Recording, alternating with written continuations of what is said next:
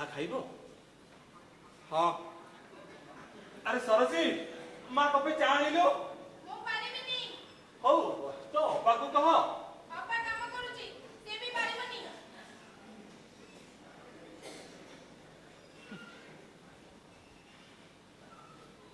तमे मो पाखु केते चाहूछ नंदू? केते नेबी किसी कैलकुलेशन करेनी ता अपेक्षा गोटे काम दियंतु ना। काम अरे अरे मु कोठु काम देबी बाबा? कहीं आपण कौन एथर रथ यात्रा करनांती ना से मनमथ जना को दउचंती? कले केमिति हबो? भल हबो, खूब भल हबो। आपण निजे करंतु आ मैनेजर टा मते दियंतु कका बाबू। मु सब देखा सुना करबी। करिबु? घरर एते बड़ गोटे पर्व हाथ छड़ा करबा उचित नुह। ताहले ताहले तू भी कहू सेटा चालू चालू लोके केते आनंद करंती। केते ख्याति अछि नरेंद्रपुर रथरा। कहिबे जदी काली सकाळ कामरे लागि पड़िबी। लागिबु? ठीक अछि। तू नंदू सतर जा हेछि सब भूली जीवो। मो सब भूली गली कका बाबू। आउ गोटे कथा उत्सव परिवार आर्थिक अवस्था एथर मोर सतरे नाही। तथापि ओलौछि खाली तो मुख चाहि।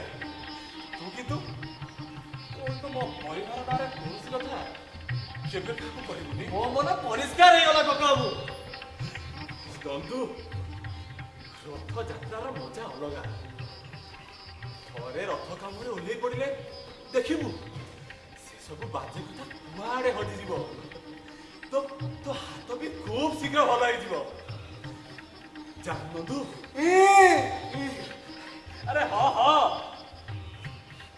मोर थाई पड़ा ज्वर भल हो जाइथिला से दुर्गा पूजार ढोल बाजा शुणी। अरे हाँ हाँ नंदू सेतबेले खूब छोट मते मते प्रबल ज्वर है बिछना छाड़ी उठी पार न थाए। हाँ हाँ ये जो कचेरी घर अच्छे कचेरी घर आगे गोटे शिमिली गछ थिला केते जे फूल फुटुथुला।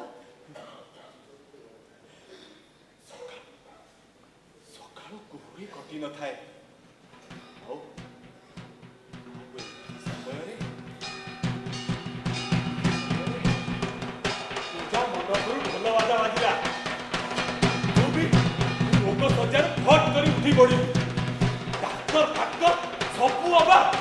अरे ढोल बाजा शुणी पिलाटा भल लागे भी मु जाउछि कका बाबू। तू चा खाई दे जा। अरे सरसी अतसी तुम सबू समाधान हो गला दे दे तुम जा देलो देबेनी। अरे देबे देबे तू टिके रह।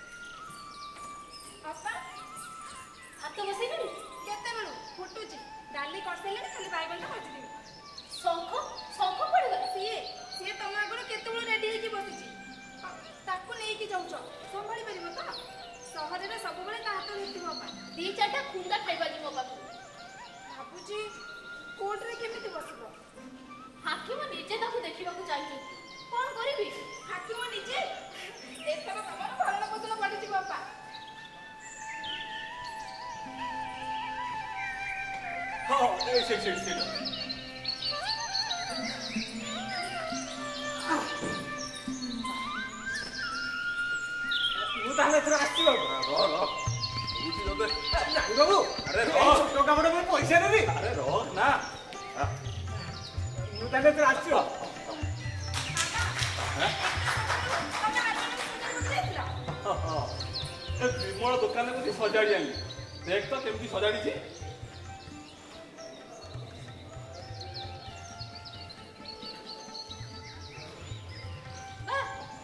ଆଗ ଭଳି ସ୍ୱର ଆଉ କଣ ହବ ଯାହା ହଉ ରଥଯାତ୍ରାରେ ଘରେ ଟିକେ ଗାଉଣା ବାଜଣା ନହେଲେ ଭଲ ଲାଗିବନି ଆରେ ଏ ସରସୀ ଏ ନନ୍ଦୁ ଆସିଥିଲା କିରେ ନନ୍ଦୁ ନନ୍ଦୁ ରହିଲ ସବୁବେଳେ ଖାଲି ନନ୍ଦୁ ନନ୍ଦୁ ଭାରି ଗୋଟେ ମ୍ୟାନେଜ ପାଇଛ ସିଏ ବି ସେମିତି 24 ଘଣ୍ଟା ପକ୍କା ବାବୁ ହଉଛି। ବାବାଙ୍କୁ ଭଲ କରି ଚେକେ ଦବ ଆରେ ନା ନା ପିଲାଟା କାମର ସେ କଣ କରୁଛି ଜାଣୁ ମୁଁ ତ ଭାଗବତୀ ମାନଙ୍କୁ କିଛି କହିପାରେନି ସେ ଯାଇ ଏମିତି କହି ଆସିଛି ଯେ ସେମାନେ ରଥ ପୂର୍ବରୁ କିଛି ଧାନ ଚାଉଳ ଦେବେ ବୋଲି କଥା ଦେଇଛନ୍ତି ତା ଛଡା ବିଷୟ ସମ୍ପତ୍ତି ବାବଦରେ ଟିକେ ହାକଡାମି ପିଲା ନହେଲେ ଚଳିବନି ମତେ ତ ଭାରି ଭଲ ଲାଗେ ପିଲାଟା ବାପା ମୁକୁଲ ଭାଇ କାଇଁ ଆସିଲେନି ତ? ଆରେ ଆସିବ ଏତେ ବ୍ୟସ୍ତ କାଇଁ ହଉ? କାଲି ଟଙ୍କା ଆଣୁଛି କହି ଚାଲିଗଲା ମୁଁ କୁଲକାଇ ଏଟା ଟଙ୍କା କାଇଁ ନୂଆ ଚାକିରି ଫଟ କରି ଟଙ୍କାଟା କୋଉଠୁ ଆଣିବୁ ଶୁଣେ? ତେବେ ଫୁଟାଣି ମାରି କଥା ଦେଲା କାହିଁକି ମତେ ନଚେଇ ଦେଇ ସେ ବାହାରିଗଲା ନାଚିଛ ତମେ ନିଜେ ରଥ କରିବିନି ଦେଖିଲ ବାପା ମୁଁ କଣ କହୁଥିଲି ବାବା ରଥ କରିବେ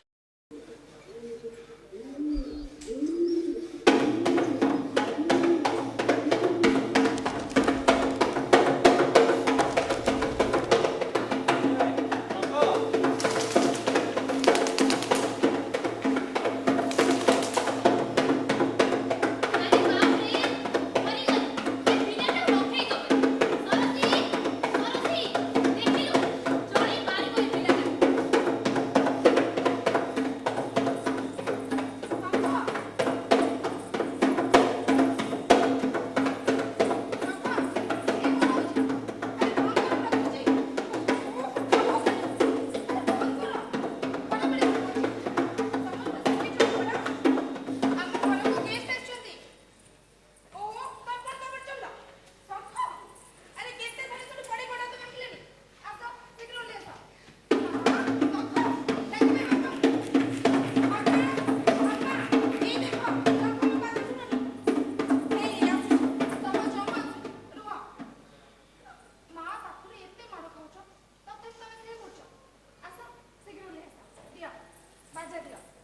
ଏମିତି କଣ କରୁଛନ୍ତି ତାଳ ନାହିଁ ଛନ୍ଦ ନାହିଁ ଖାଲି ଦମ ଦମ କରି ପେଟୁଛ ଆସ ଆରେ ଆସ ଆରେ କଣ କରୁଛ କୋଉଠି ଚଢୁଛ ସେଇଟା ଠାକୁରଙ୍କ ବସିବା ଜାଗା ଆମେ ସେଠି ବସିବା କଥା ନୁହଁ ଆରେ ଜାଣିନ ସେଇଟା ହଉଛି ଜଗନ୍ନାଥଙ୍କ ଆସନ ଦେଖିନ ଆମ ଜଗନ୍ନାଥ ରଥଯାତ୍ରାରେ କେତେ ଗହଣା ପିନ୍ଧନ୍ତି ନୂଆ ଲୁଗା ପିନ୍ଧନ୍ତି ଗଳାରେ ଓଢ଼ଣୀ ପକେଇ ଏ ପାଖେ ଜଗନ୍ନାଥ ସେ ପାଖେ ବଳଭଦ୍ର ଆଉ ମଝିରେ ସୁଭଦ୍ରା ସେଠି କେମିତି ବସନ୍ତି ପୁଣି ସେଇ ରଥଯାତ୍ରା ଆସୁଛି ଆଉ କିଛି ଦିନ ପରେ ଆମେ ଏଇ ରଥଟାକୁ ସଜେଇବା ଆମ୍ବ ପତ୍ର ଆଉ କଦମ ଫୁଲର ମାଳ ଦେଇ ତା ଉପରେ ନାଲି ନୀଳ ସବୁଜ ବାଇଗଣୀର କାଗଜ କାଟି ଟଙ୍ଗେଇକି ରଥଟାକୁ ପୁରା ପୁରା ଢାଙ୍କି ପକେଇବା ଆଉ ସେଇ ରଥରେ ଚଢି ଜଗନ୍ନାଥ ଯିବେ ତାଙ୍କ ମାଉସୀ ଘରକୁ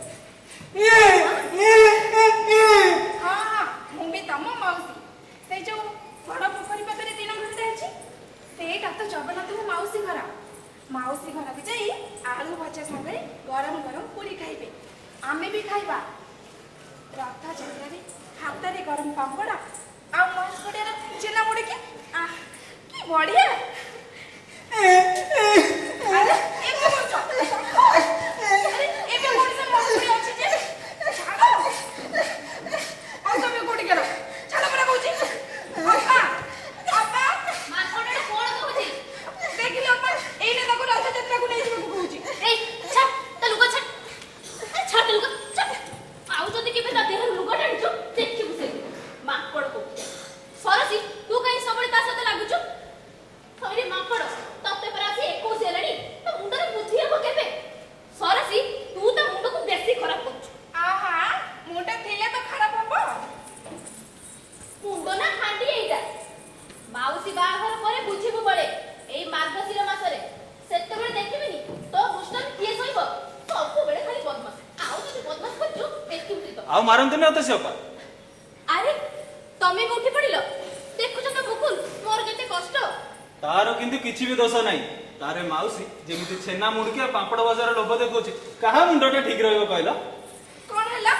ବଜାଅ ଶଙ୍ଖ ବାବୁ, ତମ ଢୋଲଟା ତମ ମାଉସୀ କାନ ପାଖରେ ଆଉଥରେ ବଜେଇ ଦିଅ ତ। ଥାଉ ଥାଉ ତା କଥା ଛାଡ। ବସ ଏ ଛାଇ ଦେଖିକି ବସ। ଯାହା ଗରମ ପଡିଛି। ମୁଁ ଟିକେ ବେଞ୍ଚି ଦିଏ। ଆରେ ନା ନା ଥାଉ। ତୋର ଏ ଢୋଲଟାକୁ ଦିନେ ଚୁଲିରେ ପୁରେଇବି। ଦେଖ ଅପା, ସେ ଭଲ ବଜାଉଛି। ଶଙ୍ଖ ଏଥର ରଥଯାତ୍ରାରେ ବଜେଇବ।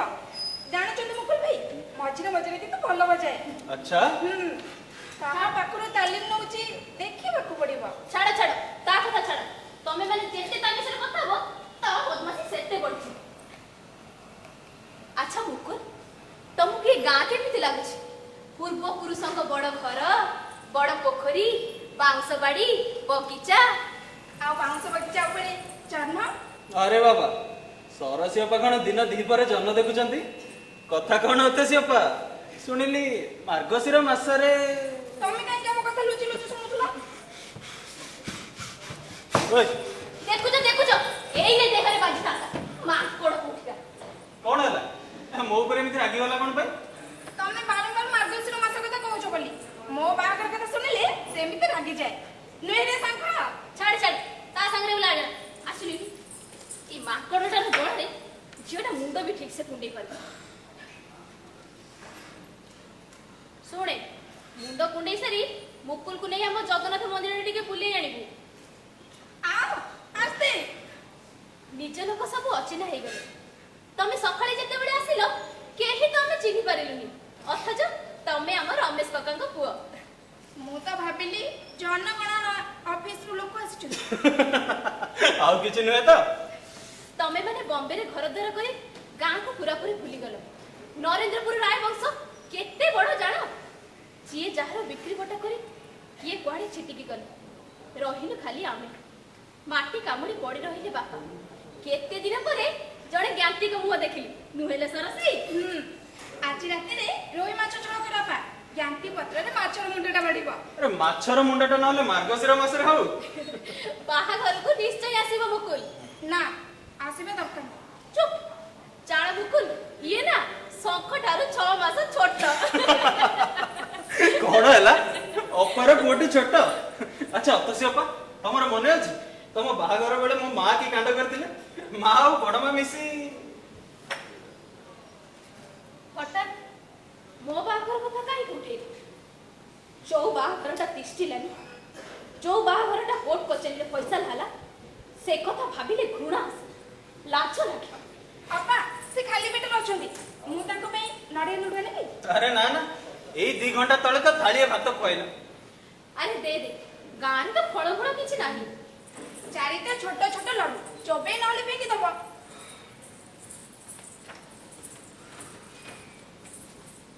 ସରସୀ, ବାପାଙ୍କ ଭାତ ତରକାରୀ ଗୋଟେ ପାଣି ଗାମଲାରେ ରଖିଦେ, ନହେଲେ ଆମ୍ବିଳା ହେଇଯିବ।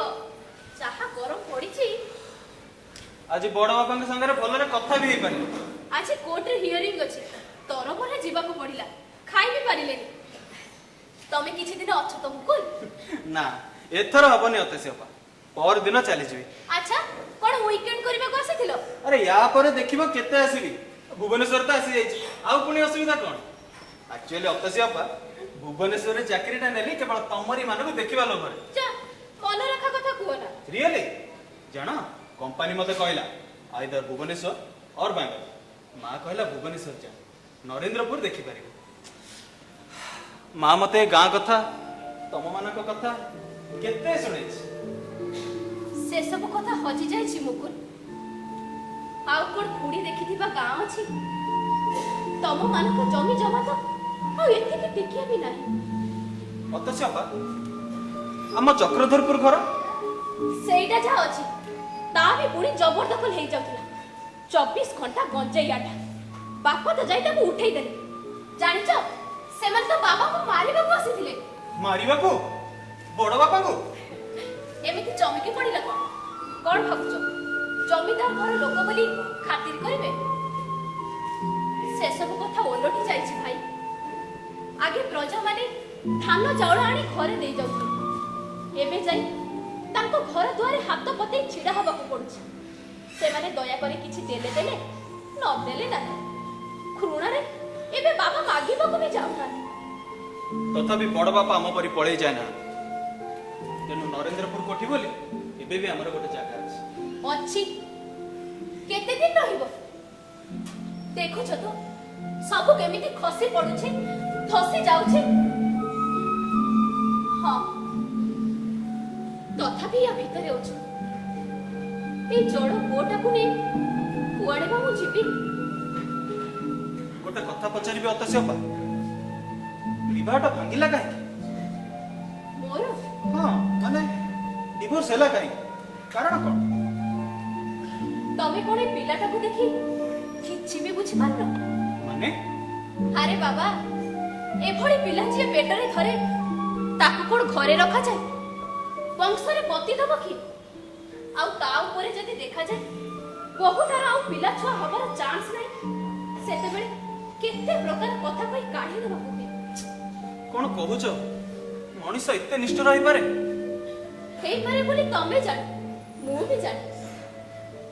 ତେବେ ଭାବେ ହୁଏ କାହିଁକି ହୁଏ? ଆରେ ରେ ରଖ, ଲଡୁ ପଡି ଯାଉଛି। ଠିକ କରି ଧର। ଚାଲ ଦିଅ, ମାମୁଁଙ୍କୁ ଦିଅ। ଥ୍ୟାଙ୍କ ୟୁ ଶଙ୍ଖ ବାବୁ। କୁହ नो मेंशन। ध्यान करो। अरे ये कौन? शंख छाड़ो छाड़ो, मामू को सॉरी को कुह।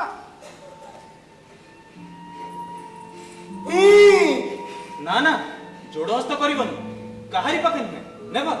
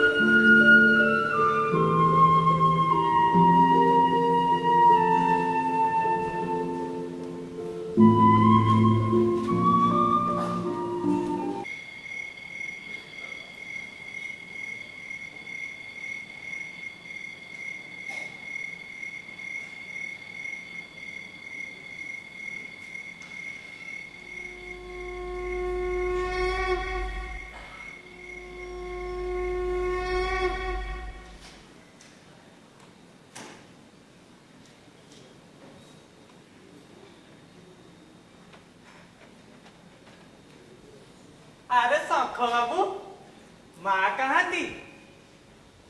अतसी ଯାଉଛି।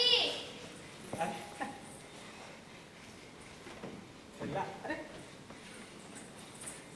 काली नन्ना, मुकुल भाई, ये किए जाना? କାଳୀ ନନା ଆମ ମନ୍ଦିରର ପୂଜାରୀ। देखा है सकाळ ओली मंदिर रे बसी केते कथा है। କାଳି ନନା, କଣ କିଛି କାମ ଥିଲା? कहूली कौन कि तुम रथयात्रा कौन एथर बंद हो जाउची? ଏ, କିଏ କହିଲା ତମକୁ? ବାବା କିଛି କହିଛନ୍ତି? ना ना, से किछि कहि नांती। हेले रथयात्रा पई किछि जोगाड़ जंत्र तो करू नांती। दिन 20टा हाथ रे अछि, एबे भी मंदिर सफा हलानी, रथटा रंग हलानी। लागुची बड़ बाबूंकर जेमिति एथर आग्रह नाही। ବାବା ତ ସବୁବେଳେ ସେମିତି କରନ୍ତି। हाँ, प्रथमे करिबिनी शेष रे ठीक करंती। और सेतेबेले केमती व्यस्त करि पकंती तमे जानो न? ସବୁ ହବ, ଦେଖିବ ସବୁ ହବ। ଆଚ୍ଛା, ମୁଁ ବାବାଙ୍କ ସହିତ କଥା ହେବି। रथयात्रा दिन किंतु आसीबाको हबो मुकुल भाई। खूब मजा करबा। गोटे सप्ताह रहिबाको हबो। ଆସିବି ଆସିବି, ସିଓର ଆସିବି ଶଙ୍ଖ ବାବୁ। ଦୋଳ ରଜ ଦୁର୍ଗା ପୂଜା ତମର ତ ସବୁ ବନ୍ଦ ହେଲାଣି। ଏଇ ଯା ଖାଲି ଅଛି ରଥ ଯାତ୍ରାଟା। ସେ ମନ୍ମଥ ଜେନାର କଥା ଶୁଣି ଏଯାଏ ମୁଁ ସ୍ଥିର ହେଇପାରୁନି।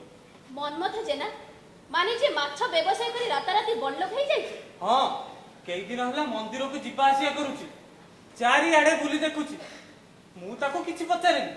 ଆଜି ହଠାତ୍ ମତେ ଡାକି କହୁଛି ଏବେ ଠାକୁର ପେନସନ ନିଅ। पेंशन କହୁଛି ଆଉ ତମକୁ ଜଗନ୍ନାଥ ସେବା କରିବାକୁ ପଡିବନି। ଯା, କିଏ କଣ କହିଲା ସେ କଥା ତମେ କାହିଁକି ଭାବୁଛ? ଠାକୁର ଆମର ପୂଜା କରିବୁ କି ନ କରିବୁ ସେ କଥା ଆମେ ଭାବିବୁ, ସିଏ କହିବାକୁ କିଏ? ଲୋକଟା ପୁଣି କହିଲା ଏଇଲେ ଯିବ ତ ଯାଅ, ନହେଲେ ପରେ ଅସୁବିଧାରେ ପଡିବ। ଲୋକଟାର କଥାବାର୍ତ୍ତା ମତେ ଜମା ଭଲ ଲାଗୁନି, ତେଣୁ ଭାବୁଛି କଣ ଭାବୁଛ?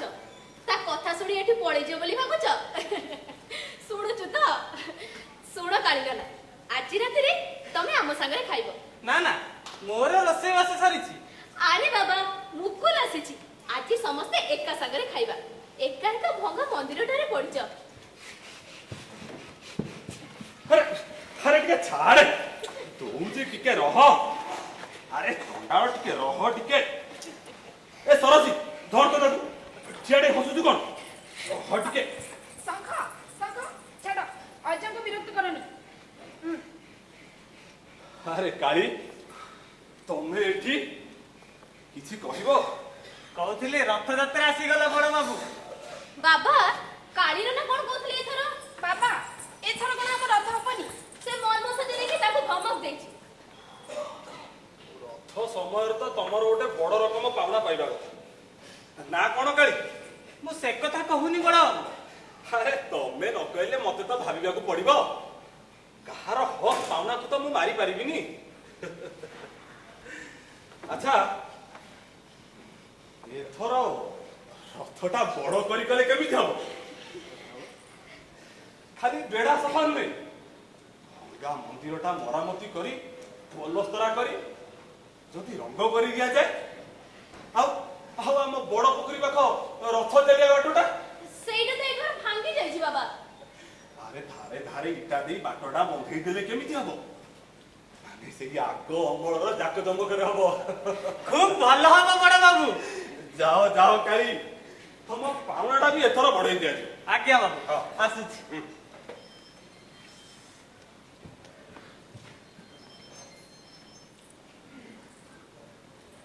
କଣ ହେଲା ବାବା, ଏମିତି ମନ ଦୁଃଖରେ ବସି ପଡିଲା? ଆଜି କୋର୍ଟରେ ହିୟରିଂ ହେଲା? ଅଧା ହେଲା।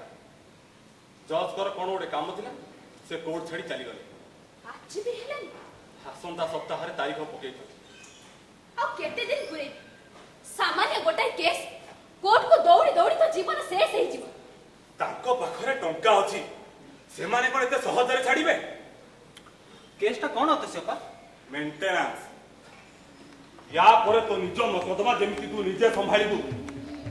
ମତେ ଯେମିତି ଝିଅର ଖରାକି ପାଇଁ ସେ ଓକିଲ ପେସ୍କାର କାଗଜରେ ହେଁ ହେଁ କରିବାକୁ ନ ପଡେ। କେବେ ଯିବାକୁ ହେଇଛି ତମକୁ? ଡାଇଭୋର୍ସ ଠାରୁ ଆରମ୍ଭ କରି କୋଉ ମାମଲାରେ କେବେ ହାଜର ଦେଇଛ? ଯାହା କରିବାର ମୁଁ ନିଜେ କରିଛି। ଆଜି ନିହାତି ମୁକୁଲ ଆସିଛି ବୋଲି ଗୋଟାଏ ଦିନରେ ଅତିଷ୍ଠ ହୋଇ ପଡିଲ। ଆଚ୍ଛା, ଦିନକ ପାଇଁ ହେଲେ ବି ମୁଁ ଯିବି କାହିଁକି? ଦିନକ ପାଇଁ ବା ସେ କାଠଗଡାରେ ଛିଡା ହେଇ ସେ ଓକିଲଙ୍କର 7 ପ୍ରକାର ଜଳ ଶୁଣିବାକୁ ଯିବି କାହିଁକି? ନ ଯାଅ, ଯୋଉଠି ଟିକେ ଅସୁବିଧା ହବ ସେଠିକି ଯିବନି। ମୁଁ କେତେ ଥର କହିଛି, ଯୋଉ 2000 ଟଙ୍କା ପାଉଛୁ ତାକୁ ନେଇ ରହ। ମାସକୁ 10,000 ଟଙ୍କା ମାଗି କେସ୍ କରି ଲାଭ କଣ? ସେମାନେ ଦେବେନି। କାହିଁକି ଦେବେନି? ଆଚ୍ଛା, ତମେ କହ ମୁକୁଲ, 2000 ଟଙ୍କାରେ ଆମେ ମା ପିଲା 2 ଜଣ ଚଳିପାରିବୁ ଏ ମହର ବଜାରରେ? ମାସକୁ 10,000 ଟଙ୍କା କଣ ଦେଇପାରିବେ ସେମାନେ? ଆଦାୟ କରି ନେବି। ମୋର ତ ବଳ ଏଇ, ୟାକୁ ନେଇ ଜଜ୍ ଆଗରେ ଛିଡା କରେଇ। ମାମଲା ଭୁଲି ଯାଇଛି, ସେମାନେ ପିଲାକୁ ଫେରାଇ ନେବାକୁ ଚାହାନ୍ତି। ଶଙ୍ଖକୁ ହଁ, ତାଙ୍କ ସାଙ୍ଗରେ ଫରେନ୍ ନେଇ ଚିକିତ୍ସା କରାଇବେ, ତା ମୁହଁରେ କଥା କୁହାଇବେ, ସ୍ୱାଭାବିକ ମଣିଷ ଭଳି କରିବେ। ଏଇ ଭରଣ ପୋଷଣ ବଢେଇବେନି ବୋଲି ଓଲଟା ଚାଲ କରୁଛନ୍ତି। ତମେ ବୁଝିପାରୁନ ବାବା? ମୁଁ ବୁଝି କଣ କରିବି? ତୋ ଅପା କଣ କରୁଛି ସେଇଟା ଦେଖ। ଅପା କଣ କରିବ? ଓ, ଆଜି ଶଙ୍ଖ ପାଇଁ ତାଙ୍କର ବଡ ଦରଦ। ଜନ୍ମ ପରଠାରୁ ପିଲାଟାକୁ କୁକୁର ବିଲେଇ ପରି ଦୂର ଦୂର କରିଛନ୍ତି। ଫରେନ୍ ପଠେଇବି, ଶୈତାନ ଗୁଡାକ। ସେମାନେ ତ କହୁଛନ୍ତି ଆମେ ଶୈତାନ। ପିଲା ନାଁରେ ଭରଣ ପୋଷଣ ନେଇ ନିଜେ ଭୋଗ କରୁଛୁ, ତାହା ପାଇଁ କିଛି କରିନୁ। ତାକୁ ମଣିଷ କରିନୁ, ପଶୁ କରି ରଖିଛୁ। ପଶୁ ମଣିଷ ମଣିଷ କରିବେ ସେମାନେ। 7 ଦିନ ଭିତରେ ତଣ୍ଟି ଚିପି ମାରିଦେବେ। କୁଆଡେ ଏମିତି ପିଲା ବେଶୀ ଦିନ ବଞ୍ଚନ୍ତି? ଅତି ବେଶୀରେ 14 ବର୍ଷ, ତାକୁ ତ 21 ହେଲାଣି। ପିଲାଟା ଯେ ଏତେ ଦିନ ବଞ୍ଚିବ ଭାବିପାରିବ ସେ ସେମାନେ। ଓ, ଏବେ ସେମାନେ ଦେଖୁଛନ୍ତି ସିଏ ତ ବଞ୍ଚି ରହିଛି। ଆରେ ସିଏ ତ ବଞ୍ଚି ରହିବ। ମାସୁ ମାସ ଟଙ୍କା ମାଗିବ, ଦିଅ ପିଲାଟାକୁ ଫେରେଇ ଦିଅ। ଏ ହାତ ଭାଗା, କୁକୁର ପାଇଁ ଦଉଛ ପଇସା ଦିଅ। ଆରେ ମାଙ୍କଡ, ତ ମୁଣ୍ଡରେ ବୁଦ୍ଧି ହବ କେବେ? କେବେ ବୁଦ୍ଧି ହବ? ଆରେ ଆରେ ତତେ ସେ ଫରେଷ୍ଟ ପଠେଇବେ, ତ ମୁହଁରେ କଥା କହିବେ, ତତେ ସେ ମଣିଷ କରିବେ।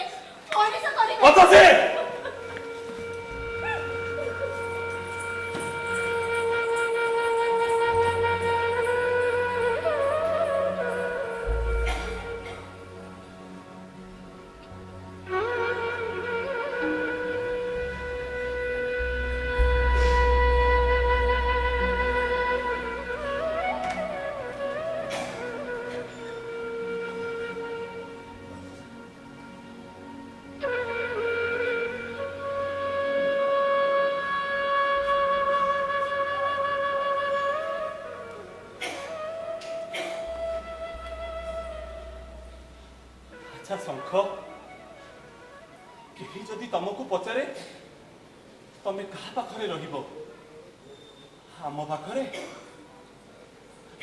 ନା ଦୂରକୁ ଚାଲିଯିବ, ତମେ କଣ କହିବ? କୁହ କୁହ ଶଙ୍ଖ, ତମେ କଣ କହିବ? କୁହ।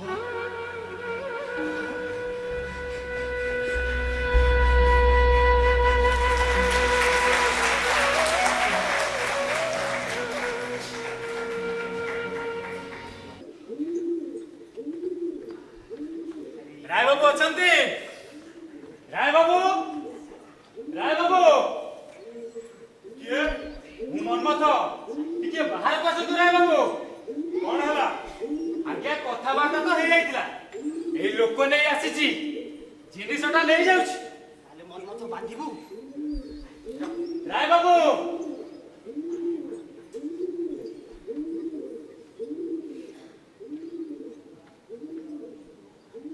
ଯାଅ ନେଇଯାଅ। ରେ ବାନ୍ଧ ବାନ୍ଧ। ଆରେ ତମେ କେହି ଜଣ ପାରିବ ତ? ହେଇଯିବ ଆଜ୍ଞା, ଚକ ତ ଲାଗିଛି। ଚାଲ ରାସ୍ତାକୁ ଟାଣି ବାହାର କରିଦବା। ରାସ୍ତାରେ ଦୌଡ଼ି ଚାଲିବାକୁ ଢେର ଲୋକ ଜୁଟିଯିବେ। ଆରେ କଷିକି ବାନ୍ଧ। ଯେ ଛାଡ଼ିଲ, ଛାଡ଼ ଛାଡ଼ ମତେ ଛାଡ଼। ତମ ଦ୍ୱାରା କିଛି ହେଇପାରିବ। ଜୟ ଜଗନ୍ନାଥ।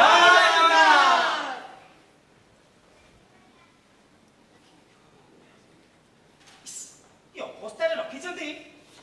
କିଏ ବାନ୍ଧିଲା? ବାନ୍ଧ ବାନ୍ଧ। ଜେନା ଭାଇ, କଣ ମନ୍ଦିର ଫନ୍ଦିର ସବୁ ନେଲ? ସବୁ ସବୁ ଜଗନ୍ନାଥ ମନ୍ଦିର, ଗାଧୁଆ ଘର, ଭୋଗ ଘର, ମାଉସୀ ଘର, ମାନେ ଏଇ ଜଗନ୍ନାଥଙ୍କର ପୁରା ଏଷ୍ଟାବ୍ଲିଶମେଣ୍ଟଟା ଏବେଠାରୁ ମୋ ହାତରେ ଚାଲିବ। ହେଲେ ନେଇ ତ ନେଲି ଦାଦି, ଏବେ ଯେମିତି ଫସି ନ ଯାଏ। ଆରେ ତମେ କଣ କହୁଛ ମନ୍ମଥ? ଏ ଯାହା ନେଲ ତମ 14 ପୁରୁଷ ବସି ଖାଇବେ। ତେବେ ତମେ କେତେଟା କାର୍ଯ୍ୟରେ ଲଗେଇ ପାରୁଛ ତା ଉପରେ ସବୁ ନିର୍ଭର କରୁଛି। ଦେଖେ ପ୍ଲାନ୍ ତ ଅନେକ ଅଛି। ପ୍ରଥମେ ମନ୍ଦିର ମରାମତି, ରଙ୍ଗ କରା, ଆଗରେ ଗୋଟେ ଫୁଲ ବଗିଚା କରିବ ମନ୍ମଥ ଭାଇ। ତାପରେ ଏଇ ଲାଇଟର ଗୋଟେ ପରମାନେଣ୍ଟ ବନ୍ଦୋବସ୍ତ କରିବାକୁ ପଡିବ। ହେଭି ଜେନେରେଟର ବସାଅ ମନ୍ମଥ। ଢେର କାମ, ଢେର କାମ। ଏଇ ଜଗନ୍ନାଥଙ୍କ ସାଇଜଟା ବଡ କରି ଗଢିବାକୁ ପଡିବ। ଆରେ ହ୍ୟାଣ୍ଡବିଲ୍ ବାଣ୍ଟ। ନରେନ୍ଦ୍ରପୁର ଜଗନ୍ନାଥ ଚଳନ୍ତି ଦେବତା। ସବୁ ବିଷୟରେ ତମେ ଦେଖେଇ ଦିଅ ମନ୍ମଥ, କୋଉଥିରେ କଣ କରାଯାଇପାରେ। ଜଣେ ଭଲ ବିଶ୍ୱାସୀ ପୂଜକ ମୋର ଦରକାର ଦାଦି। ଆରେ ନରେନ୍ଦ୍ରପୁର ଗୋଟେ ମହାତୀର୍ଥ କ୍ଷେତ୍ର ହେଇଯାଉ। ଆଉ ଯଦି କଟକରୁ ଗୋଟେ ବସ୍ ଚାଲୁ କରିଦେଇ ପାର, ଭିଡ ସମ୍ଭାଳିବାକୁ ଗୋଟେ ଗେଷ୍ଟ ହାଉସ ଖୋଲିବି ବୋଲି ଭାବୁଛି। ସବୁ ପ୍ରକାର ଭାବୁଛି। ଦେଖେ ଇଏ ଆପଣଙ୍କ ମାଛ ବେପାରଠୁ 100 ଗୁଣ ଭଲ ଜେନା ଭାଇ। ସେ ବେପାର ତ କେତେବେଳେ କେମିତି ମାନ୍ଦା ଚାଲେ, ହେଲେ ଇଏ ବେପାର ଆରେ ନା ନା, ଧର୍ମର ବଜାର କେବେ ମାନ୍ଦା ଚାଲେ ନା। ନା ନା, ତମେ ଏଇଟାକୁ ବ୍ୟବସାୟ ହିସାବରେ ଦେଖିବନି। ଏ ସବୁ ହେଲା ଭକ୍ତିର ଜିନିଷ। ସେଇଥିପାଇଁ କହୁଥିଲି, ଆଗକୁ ତ ରଥଯାତ୍ରା, ଆ ଭିତରେ ଯଦି କିଛି କଲେକ୍ସନ କରନ୍ତେ। ଯାହା କଲେକ୍ସନ ହବ ନା ଦେଖିବା ଥାଅ। ଟଙ୍କା ବ୍ୟବସାୟ ଟଙ୍କା କରି କରି ଏଇ ଲୋକମାନଙ୍କ ଆଗରେ ମୋର ଗୋଟେ ଡାଉଟଫୁଲ କ୍ୟାରେକ୍ଟର ହେଇଗଲାଣି। ଆରେ ତମ ଦୌଡ଼ି ବନ୍ଧା ହେଲା? ଚକ ସବୁ ମାଟି ଭିତରେ ଗଡି ଯାଇଛି ଭାଇ। ଆରେ ଟାଣି ଉଠାଅ। ଦେଖି ଛାଡ଼ିଲ, ଛାଡ଼ ଛାଡ଼ ମତେ ଛାଡ଼। ଛାଡ଼ିଲ। ମାନେ କଣ ଏଥିରେ କେବେ ମୋବିଲ ଟିକେ ଦେଇନାହାନ୍ତି? ଏଇ ଚାଲନା ଦାଦି, ମୋବିଲ, ଗ୍ରୀସ୍, କାଷ୍ଟର, ଫ୍ଲୋରା ସବୁ ଢାଳିବି। ଆରେ ଇଏ କଣ କରୁଛ? ମୁକୁଳ ଭାଇ, ରଥ କଣ ନଉଛ? ମୋ ଘରକୁ କାହିଁକି? ମୁଁ ନଉଛି। ମାନେ ଅପା, ବାପା ଜାଣନ୍ତି। ବାବା, ବାବା।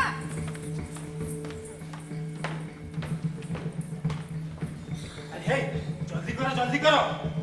ଏମାନେ କନ୍ଧା କଟା କରିପାରନ୍ତି। କିଏ? ଏମାନେ କିଏ? ମନ୍ମଥ ବାବୁ, ଘଟଣା କଣ? ମୁଁ ନଉଛି ଅପା ଜଗନ୍ନାଥଙ୍କ ସବୁ ବିଷୟ। ଏବେଠୁ ମୁଁ ବୁଝାବୁଝି କରିବି। କେବେ? କାହା ସାଙ୍ଗରେ ସବୁ ଠିକ ହେଲା?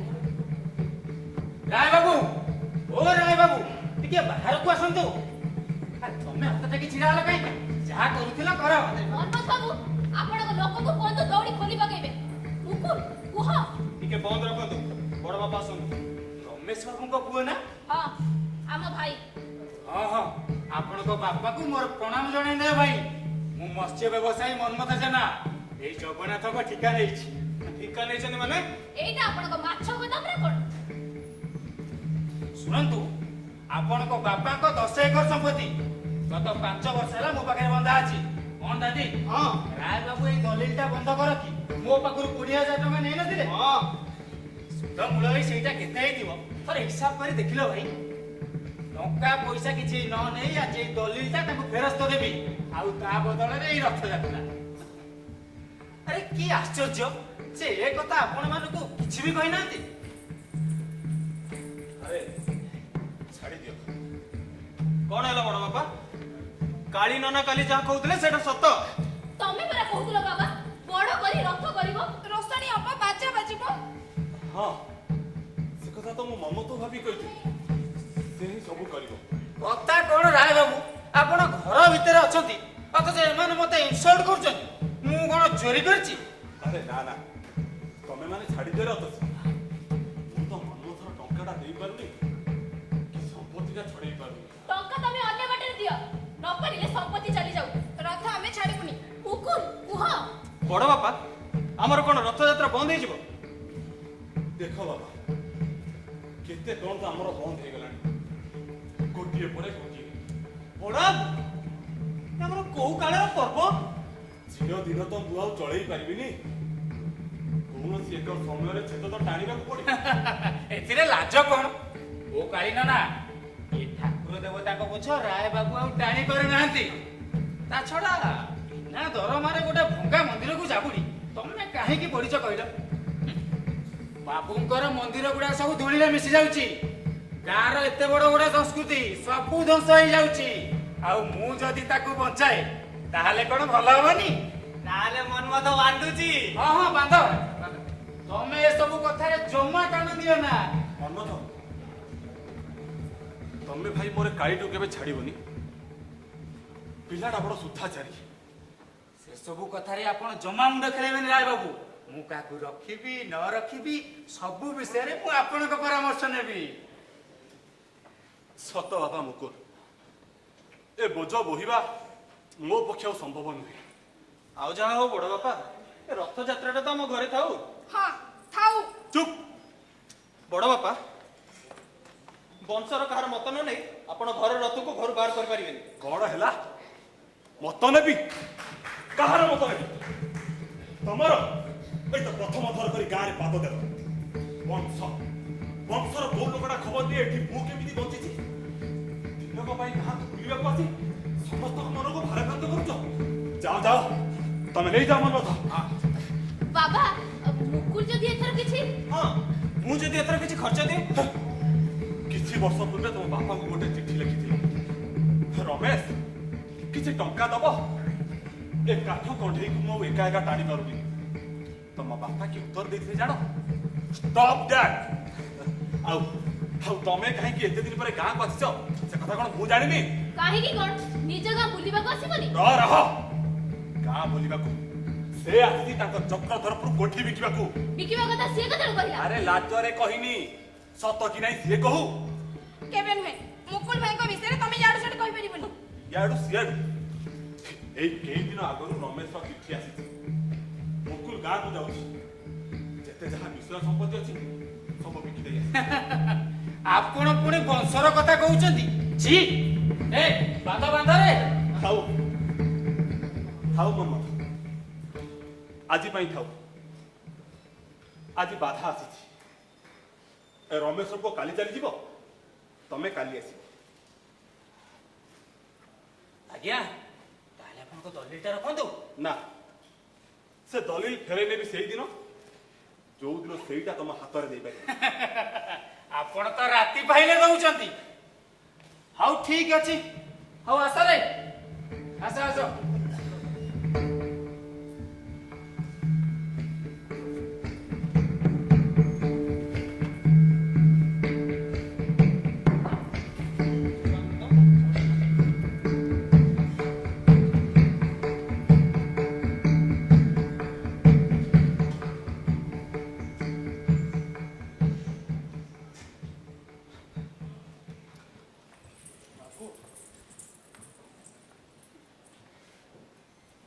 ସତ ନା କଣ ମୁକୁଲ?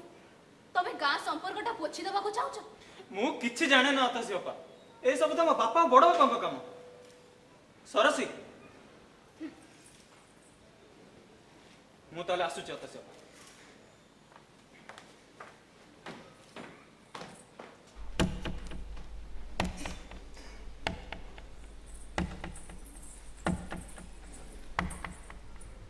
କଣ ଗୋଟେ ଶୁଭୁଛି ନା କଣ ଅପା? କିଏ ବାଉଁଶ କାଟୁଛି ନା କଣ ଅପା? କିଏ ରେ? କିଏ ସେଠି ବାଉଁଶ କାଟୁଛି? କାଟୁଥାଉ। ବାରେ ଦିନ ଦିପହରେ ବଗିଚାରେ ବସି ଚୋରି କରିବ? ରହ ଧରୁଛି ତତେ। ଆରେ ସିଏ ତ ସବୁବେଳେ ସେମିତି କରୁଛି। ଛାଡ଼ି ଦେ ତାକୁ। ଯାଉଛ ମୁକୁଲ, ବାପାଙ୍କ କଥାରେ ମନ ଖରାପ କରନି। ତମେ ଯଦି ଚକ୍ରଧରପୁର ଘରଟା ବିକି ଦେବା ପାଇଁ ଚାହୁଁଛ ତାହେଲେ ବିକି ଦିଅ। ଅପା ନନ୍ଦୁ ଚଛୁନା ବୁଢୀର ପୁଅ ନନ୍ଦୁ। ପିଲାଟା ପୁଣି ଆସିଛି। ନନ୍ଦୁ, ନନ୍ଦୁ, ଇଆଡ଼େ ଆସ। ଦେଖୁଛ ତଥାପି କାଟୁଛି। ଏଇ ତତେ ଅପା ଡାକୁଛି ଶୁଭୁଛି ନା ନାଇଁ? ଜାଣ ମୁକୁଲ, ତା ମା ଚୋଛନା କେବେ ତମ ଘରେ ରନ୍ଧାବଢା କରୁଥିଲା। ପିଲାଟା କି ସାଂଘାତିକ ହେଇଛି ଦେଖ। ଡାକିଲେ ବି କେୟାର କରୁନି। ହଁ କୁହନ୍ତୁ, କଣ ହେଲା? ବାଉଁଶ କାହିଁ କାଟୁଛୁ? ହଁ କାଟିଛି। କଣ ହେଲା? କାହିଁକି କାଟୁଛୁ? ଦରକାର ବୋଲା କାଟିଲି। କଣ ଦରକାର ପଡ଼ିଲେ କାଟିବୁ? କାହାକୁ ପଚାରିବା ଦରକାର ନାହିଁ। ହଁ ଉଦାର ତ ବହୁତ ଅଛି। ଗୋଟେ ନେଲେ କଣ ହେଇଗଲା? ବାହ ଭଲ କଥା କହୁଛ ତ। ଚୋରି କରୁଛ ପୁଣି କହୁଛ କଣ ହେଇଛି? ଏଇ ଚୋର ଫୋର କହିବେନି। ଝିଅ ପିଲାଙ୍କ ସାମ୍ନାରେ ବେଶୀ ବାହାଦୁରି ଦେଖେଇବେନି। ତମେ ଯାଅ ମୁକୁଲ, ତମର ଡେରି ହେଇଯାଉଛି। ଏଇ ଇଏ କିଏ ଜାଣୁ? ଜାଣେ ଜାଣେ ସେ ନେମୋ ରାୟର ପୁଅ। ଏଇ ଟିକେ ଭଦ୍ର ଭାବରେ କଥା କହ। କାହିଁକି ନ କହିଲେ କଣ କରିବ? ବେଶୀ ଲୋଭି ଦେଖଉଛ। କଣ ହେଲା? ମୁକୁଲ, ମୁକୁଲ ଭାଇ ତୁ ଆଗରୁ ବି କାହାକୁ ନ ପଚାରି ଆମ ବଗିଚାରୁ ଆମ ନଡ଼ିଆ ପାରି ନେଇଛୁ। ଆମ କଚେରୀ ଘର କବାଟ ଝରକା ଖୋଲି ନେଇଛୁ। ନେଇଛି ତ କଣ ହେଇଗଲା ସେଇଠୁ? କଚେରୀ ଘର ଧସିଗଲାଣି। କବାଟ ଖୋଲି ଆମ ଘରେ ଲଗେଇଛି। ମା ସେତରେ କଷ୍ଟ ପାଉଥିଲା। ବାଉଁଶଟା ରଖିଦେଇ ଶୀଘ୍ର ଏଠୁ ଚାଲିଯା। ଜମିଦାର ବଂଶର ନିର୍ଯାତନା ମୁଁ ଜମା ସହିପାରେନି। କି ଭାବରେ କଥା କହୁଛୁ ନନ୍ଦୁ? ତୋ ମାଆକୁ ପଚାରିବୁ ଯା। ସେ ରମେଶ କକାଙ୍କ ଘରେ କେତେ ଦିନ ରନ୍ଧାବଢା କରିଛି। ଆଉ ତାଙ୍କ ପୁଅକୁ ତୁ ଜାଣେ ଜାଣେ ସବୁ ଜାଣେ ଅପା। ରୋଷେଇ ବାସ ଛଡା ଆହୁରି ବି କିଛି ଅଛି। ସେ କଥା କୁହନ୍ତୁ। ସେ ରମେଶ ରାୟ ସେତେବେଳେ କଣ କରୁଥିଲେ ସେ କଥା କୁହନ୍ତୁ। ସବୁ ଜାଣେ। You bastard! ମୁକୁଲ ଭାଇ, ମୁକୁଲ!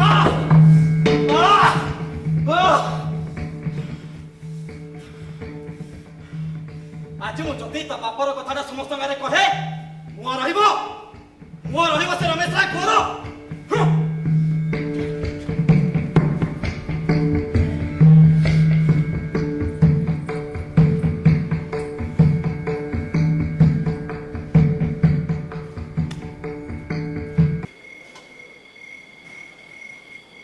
ରାୟ ଭାଇ ଘରେ ଅଛନ୍ତି? ରାୟ ଭାଇ? ଆରେ ଉଦୟ, ଆସ ଆସ। କଣ ଶୋଇଥିଲେ? ନା ନା, ଖିଆ ପିଆ ତ ସରିନି। ପ୍ରଫୁଲ୍ଲ ଭାଇ ପଠେଇଛନ୍ତି। ପ୍ରଫୁଲ୍ଲ ବାବୁ? କାହିଁକି?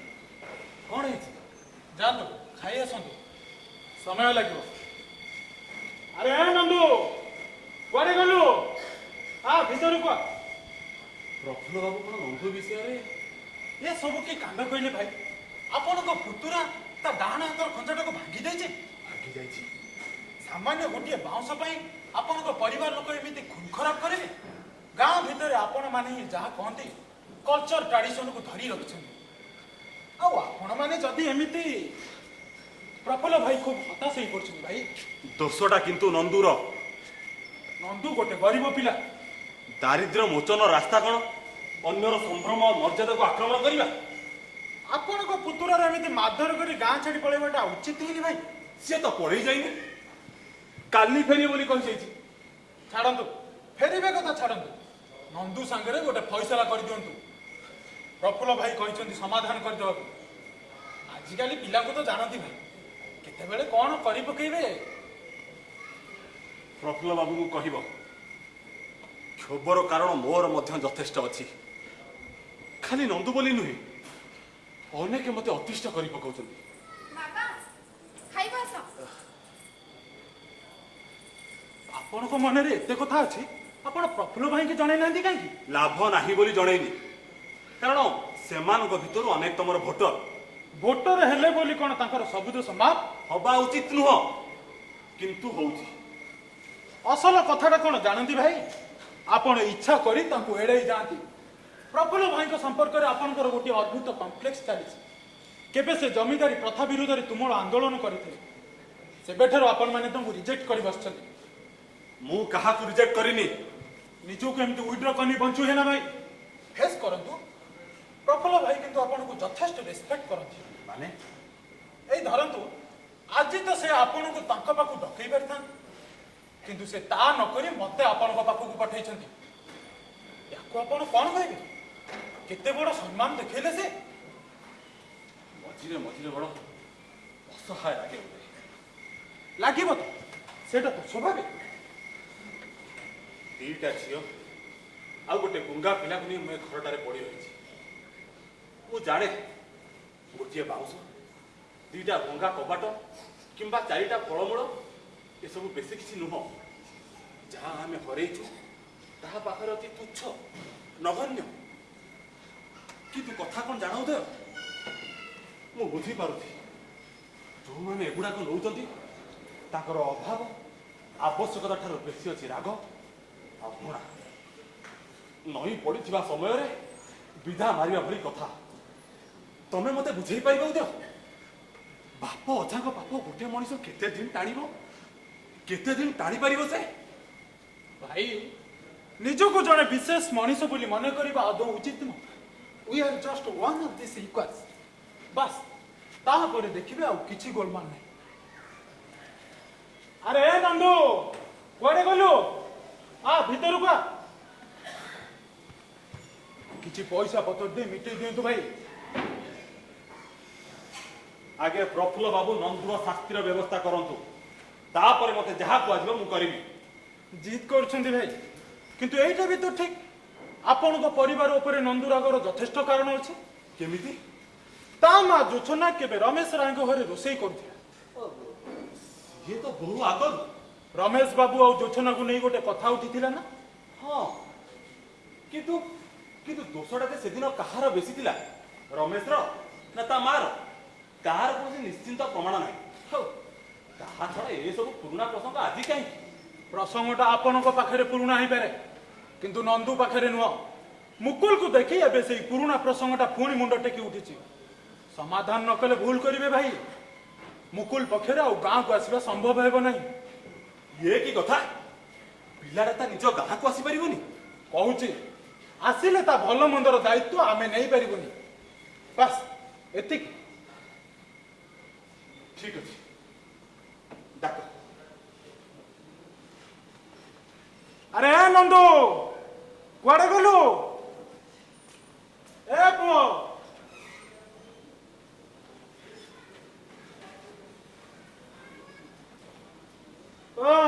ଏବେ ଭାରି ଲାଜ ଲାଗୁଛି।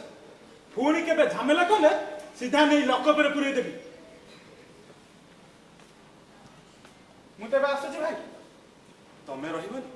ନା ନା, ମୋର ହେଲା ମଧ୍ୟସ୍ଥି କାମ। ଆଉ ବାହାଘର ବେଳେ ମଧ୍ୟସ୍ଥି ରହିବା ଆଦୌ ଉଚିତ ହବନି। ଯାହା କରିବେ ନିଜେ ନିଜେ। ହଁ, ରଥଟା ଏଥର ନିଜେ କରୁଛନ୍ତି ତ? କରନ୍ତୁ କରନ୍ତୁ।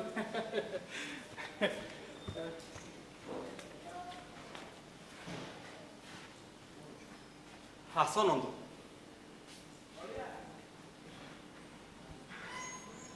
ଇଏ ମାନେ ତମ ହାତଟା ଡାକ୍ତର ଦେଖେଇଛ? ଡାକ୍ତର କହିଛି ଭଲ ହବାକୁ 5-6 ମାସ ଲାଗିବ। ତମ ଚିକିତ୍ସାରେ ଯାହା ଖର୍ଚ୍ଚ ହବ। ଖାଲି ଚିକିତ୍ସା? 6 ମାସ କାମ କରିପାରିବିନି। ଖାଇବି କଣ? ଟିକେ ଯାହା ଖାଇବ? ହଁ। ଆରେ ସରସି, ମା କପେ ଚା ଆଣିଲୁ। ମୁଁ ପାରିବିନି। ହଉ, ତ ଅପାକୁ କହ। ବାପା କାମ କରୁଛି, ସେ ବି ପାରିବନି।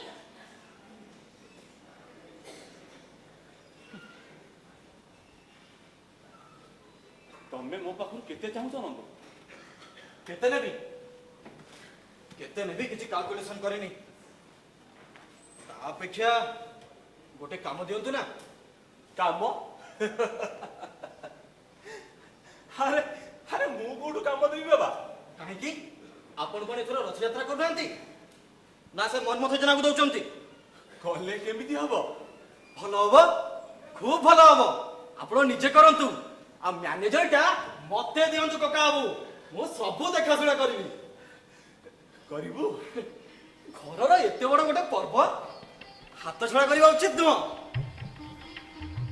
ତାହେଲେ ତାହେଲେ ତୁ ବି କହୁଛୁ ସେଇଟା ଚାଲୁ? ଚାଲୁ, ଲୋକେ କେତେ ଆନନ୍ଦ କରନ୍ତି, କେତେ ଖ୍ୟାତି ଅଛି ନରେନ୍ଦ୍ରପୁର ରଥର। କହିବେ ଯଦି କାଲି ସକାଳୁ କାମରେ ଲାଗି ପଡିବି। ଲାଗିବୁ? ଠିକ ଅଛି। ତୁ ବନ୍ଧୁ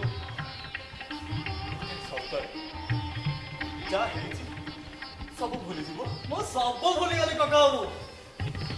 ଆଉ ଗୋଟିଏ କଥା, ଉତ୍ସବ କରିବାର ଆର୍ଥିକ ଅବସ୍ଥା ଏଥର ମୋର ସତରେ ନାହିଁ। ତଥାପି ଓହ୍ଲଉଛି ଖାଲି ତୋ ମୁହଁକୁ ଚାହିଁ। ତୁ କିନ୍ତୁ ମୋ ପରିବାର ନାଁରେ କୌଣସି କଥା କେବେ କାହାକୁ କହିବୁନି। ମୋ ମନ ପରିଷ୍କାର ହେଇଗଲା କକା ବାବୁ। ବନ୍ଧୁ, ରଥଯାତ୍ରାର ମଜା ଅଲଗା। ଥରେ ରଥ କାମରେ ଓହ୍ଲେଇ ପଡ଼ିଲେ ଦେଖିବୁ ସେସବୁ ବାଜେ କଥା କୁଆଡ଼େ ହଜିଯିବ। ତୋ ହାତ ବି ଖୁବ ଶୀଘ୍ର ଭଲ ହେଇଯିବ। ଜାଣୁ ବନ୍ଧୁ। ଆରେ ହଁ ମୋର ଥରେ କଳା ଜ୍ୱର ଭଲ ହେଇଯାଇଥିଲା ସେଇ ଦୁର୍ଗା ପୂଜାର ଢୋଲ ବାଜା ଶୁଣି। ଆରେ ହଁ ନନ୍ଦୁ, ମୁଁ ସେତେବେଳେ ଖୁବ ଛୋଟ। ମତେ ପ୍ରବଳ ଜ୍ୱର ହେଲା। ବିଛଣା ଛାଡ଼ି ଉଠି ପାରୁନଥାଏ। ହଁ ଏଇ ଯୋଉ କଚେରୀ ଘର ଅଛି, ଏଇ କଚେରୀ ଘର ଆଗରେ ଗୋଟେ ଶିମିଳି ଗଛ ଥିଲା। କେତେ ଯେ ଫୁଲ ଫୁଟୁଥିଲା। ସକାଳୁ କୁହୁଡ଼ି କଟି ନଥାଏ। ଆଉ ସମୟରେ ପୂଜା ମଣ୍ଡପରୁ ଢୋଲ ବାଜା ବାଜିଲା। ତୁ ବି ରୋଗ ସଜ୍ଜାରୁ ଫଟ୍ କରି ଉଠି ପଡ଼ିବୁ। ଡାକ୍ତର ସବୁ ହବା। ଆରେ ଢୋଲ ବାଜା ଶୁଣି ପିଲାଟା ଭଲ ହେଲା କେମିତି? ମୁଁ ଯାଉଛି କକା ବାବୁ। ଚା ଖାଇ ଦେଇଯା। ଆରେ ସରସ୍ୱତୀ, ଅତଶ୍ରୀ, ଆମର ସବୁ ସମାଧାନ ହେଇଗଲା ଦେ ତମେ ଚା ଦେଲୁ? ଦେବେନି। ଆରେ ଦେବେ ତୁ ଟିକେ ରହ।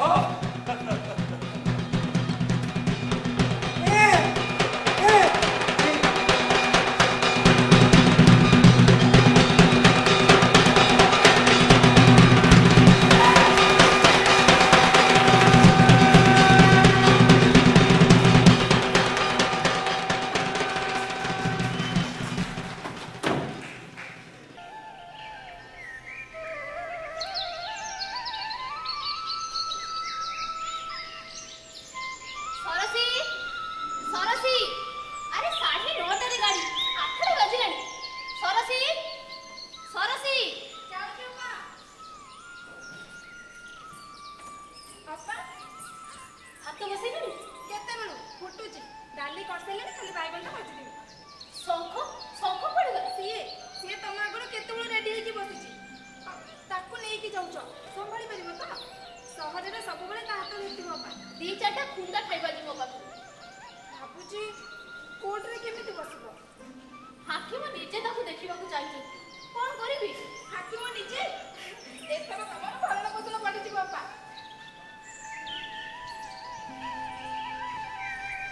ହଁ ସେଇଟା।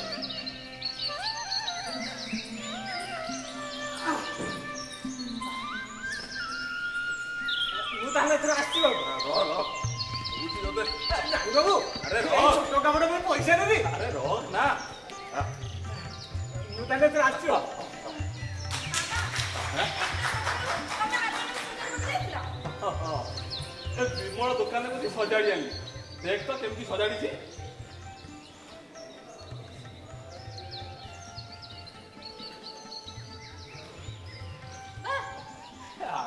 ଖଗେଶ୍ୱର ଆଉ କଣ ହବ? ଯାହା ହଉ ରଥଯାତ୍ରାରେ ଘରେ ଟିକେ ଗାଉଣା ବାଜଣା ନହେଲେ ଭଲ ଲାଗିବନି। ଆରେ ସରସୀ, ଏ ନନ୍ଦୁ ଆସିଥିଲା କିରେ? ନନ୍ଦୁ ନନ୍ଦୁ ରହିଲା ସବୁବେଳେ ଖାଲି ନନ୍ଦୁ ନନ୍ଦୁ ଭାରି ଗୋଟେ ମାନୁଛୁ ପାଇଛୁ। ସିଏ ବି ସେମିତି 24 ଘଣ୍ଟା ପକ୍କା ବାବୁ ହଉଛି। ବାବାଙ୍କୁ ଭଲ କରି ଚେକେ ଦବ। ଆରେ ନା ନା, ପିଲାଟା କାମର। ସେ କଣ କରୁଛି ଜାଣୁ? ମୁଁ ତ ଭାଗବତୀ ମାନଙ୍କୁ କିଛି କହିପାରେ ନା। ସେ ଯାଇ ଏମିତି କହି ଆସିଛି ସେମାନେ ରଥ ପୂର୍ବରୁ କିଛି ଧାନ ଚାଉଳ ଦେବେ ବୋଲି କଥା ଦେଇଛନ୍ତି। ତା ଛଡା ବିଷୟ ସମ୍ପତ୍ତି ବାବଦରେ ଟିକେ ହାକଡାମି ପିଲା ନହେଲେ ଚଳିବନି। ମତେ ତ ଭାରି ଭଲ ଲାଗେ ପିଲାଟା। ଅପା ମୁକୁଲ ଭାଇ କାଇଁ ଆସିଲେନି ତ? ଆରେ ଆସିବ ଏ ତ ବ୍ୟସ୍ତ କାଇଁ ହଉ। କାଲି ଟଙ୍କା ଆଣୁଛି କହି ଚାଲିଗଲା। ମୁକୁଲ କାଇଁ? ଏଟା ଟଙ୍କା କାଇଁ? ନୂଆ ଚାକିରି ଫଟ କରି ଟଙ୍କାଟା କୋଉଠୁ ଆଣିବ ଶୁଣେ? ଏବେ ଫୁଟାଣି ମାରି କଥା ଦେଲା କାହିଁକି? ମତେ ନଚେଇ ଦେଇ ସେ ବାହାରିଗଲା। ନାଚିଛ ତମେ ନିଜେ। ରଥ କରିବିନି ଦେଖିଲ ଅପା ମୁଁ କଣ କହୁଥିଲି ବାବା ରଥ କରିବେ। ସେତେବେଳେ ଯାକେ ନିଜ ହାତରୁ ଖର୍ଚ୍ଚ କର। ତା ତ କରୁଛି। ଆରେ ସିଏ ଦବ ତ? ଆରେ ସିଏ ଆସିବ ତ? ରାତି ପାହିଲେ ସ୍ନାନ ପୂର୍ଣ୍ଣିମା। ଆମ ବଂଶରେ ହଜାରେ ନୀତି। କୁଆଡୁ କଣ କରିବି? ଆରେ ଇଏ କିଏ ରେ? ସଜ ହେଇ କୁଆଡେ ଚାଲିଲା ବାବୁ? କୋର୍ଟରେ ମାମଲା ଲଢିବାକୁ? ଜଜକୁ କହିବ ମୁଁ ଭିକ ମାଗିବାକୁ ଆସିନି, ଇଏ ମୋର ନ୍ୟାଯ୍ୟ ପାଉଣା। ବାବା କାଲି ନନ୍ଦକୁ ମୁଁ 5,000 ଟଙ୍କା ଦେଇଛି। ନନ୍ଦୁକୁ କାହିଁକି? ସ୍ନାନ ପୂର୍ଣ୍ଣିମା ପାଇଁ ମାଲପତ୍ର ସବୁ କିଣା ହବ। କାଳିରେ ନା ନନ୍ଦ ଚିଠା ନେଇକି ଆସିଥିଲେ। ଓ କାଲି ଆସିଥିଲା? ତାହେଲେ ନନ୍ଦୁ ସେଇ ମାଲ କିଣିବାକୁ ଯାଇଛି। ଆଚ୍ଛା ତୁ ନନ୍ଦୁକୁ ଟଙ୍କା ଦେଲୁ ମତେ କହିଲୁ ତ? କହିଥିଲେ ତମେ ଦେଇନଥାନ୍ତ। ସେଇଟା ହଉଛି ଶଙ୍ଖର ଟଙ୍କା। ତୁ ତା ଟଙ୍କା ଦେଲୁ କାହିଁକି? ନା ନା, ତୁ ଆଜି ଟଙ୍କାଟା ମୋଠୁ ନେଇଯିବୁ। ନା ନା ଆଉ ତମକୁ ଦବାକୁ ହବନି ବାବା। କପାଳରେ ଥିଲେ ଶଙ୍ଖ ୟା ପରେ ଢେର ପାଇବ ମାସକୁ ମାସ। ସେଇଟା ଶଙ୍ଖ ତମ ରଥକୁ ଚାନ୍ଦା ଦେଇଛି ବାବା। ଠିକ ଅଛି, ମୁଁ ତାହେଲେ ଆଜିଠୁ କାହାକୁ ଖାତିର କରିବିନି। ଭାଇ ଆର ବର୍ଷ ଠାରୁ ଆମେ 2 ଜଣ ଭଲ କରି ରଥଯାତ୍ରା କରିବା ହେଲା? ବାବୁ କିଏ? ଖଗେଶ୍ୱର ବାବୁ ଖଗେଶ୍ୱର ଆରେ ଖଗେଶ୍ୱର ଆସିଗଲା ରେ। ଆରେ ଖଗେଶ ଭାଇ ଭିତରକୁ ଆସ। ଆସିବିନି ବାବୁ ଘର କାମ। ବଡପା କେମିତି ଅଛ? ଭଲ। ଆରେ ଶଙ୍ଖ ବାବୁ କେତେ ବଡ ହେଇଗଲଣି?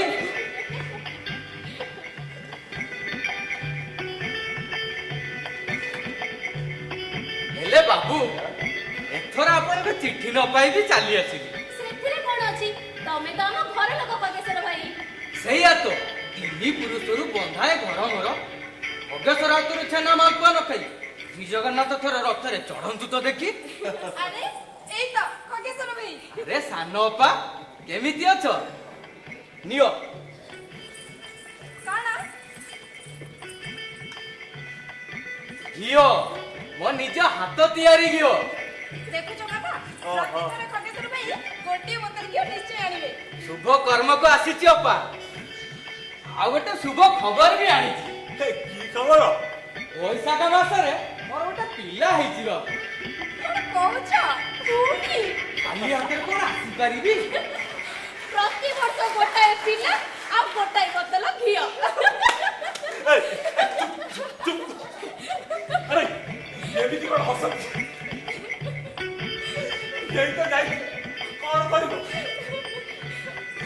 ତେବେ ଖଗେଶ୍ୱର ଆଜ୍ଞା ପିଲାର ନାଁ କଣ କରିଥିଲ? ନା ଏପର୍ଯ୍ୟନ୍ତ ରଖା ହେଇନି ବାବୁ। ଖାଲି କୁନ୍ତଳା ବୋଲି ଡାକୁଛୁ। ନା ଏ ପର୍ଯ୍ୟନ୍ତ ରଖାଇନି ଅପା ଖାଲି କୁନ୍ତଳ ବୋଲି ଡାକୁଛନ୍ତି। ଖଗେଶ୍ୱର ଭାଇ ନ ଆସିଲେ ରଥଯାତ୍ରାରେ ଜମା ଭଲ ଲାଗେନା ବାବା। ଏ ସରସ ଭାତ ବାଢ଼। ତମେ ଚାଲ ପଡି। ଏ ଶଙ୍ଖ ଆ। ଖଗେଶ୍ୱର ଆଜ୍ଞା ତମେ ତ ରଥକୁ ଆସିବ। ଆଜ୍ଞା ରଥ ଦିନ ପାତ୍ର ପକ୍ଷ ଝିଅ ଦେଖିବାକୁ ଆସୁଛନ୍ତି। ପାତ୍ର ନିଜେ ଆସୁଛି। ଓ ଏଥର ତମ ମାଲପୁଆଟା କରିବ ଭଗେଶ୍ୱର। କିରେ ମାଲପୁଆ ହବ ତ? ତାକୁ କହିଦେ ଆଉ କଣ କଣ ଖୁଆଇବୁ ତାଙ୍କୁ। ଯା ମୁଁ ଜାଣେ ନା ଆରେ ହବ ହବ, ମାଲପୁଆ ନିଶ୍ଚୟ ହବ। ଖଗେଶ୍ୱର ଭାଇ ମୁଁ ତୋ ପାଇଁ ଚା କରି ଆଣୁଛି। ହଁ ହଁ ହବ ହବ, ରଥ ଦେଖା ବି ହବ, ବଦଳି ବିକ୍ରି ବି ହବ। ହେଲେ ବାବୁ ଏଥର ଯେମିତି ସବୁ ଦିଗ ବିବେଚନା କରି ବାହା ଦେବେ। ବଡ ଝିଅର ଯାହା ହେଲା। ବାବୁ ଆରେ ନନ୍ଦୁ ଆସ ଆସ ଭିତରକୁ ଆ। ତୋ ପାଇଁ ଗୋଟେ ଚିଠା କରି ରଖିଛି। ଏ ଖଗେଶ୍ୱର, ଆଜ୍ଞା ଇଏ ହେଲେ ଆମର ନୂଆ ମ୍ୟାନେଜର। ତମର ଯେତେବେଳେ ଯାହା ଦରକାର ୟାକୁ କହିବ ହେଲା। ମ୍ୟାନେଜର କାହିଁକି କଣ ହେଲା? ନା ନା କିଛି ହେଇନି।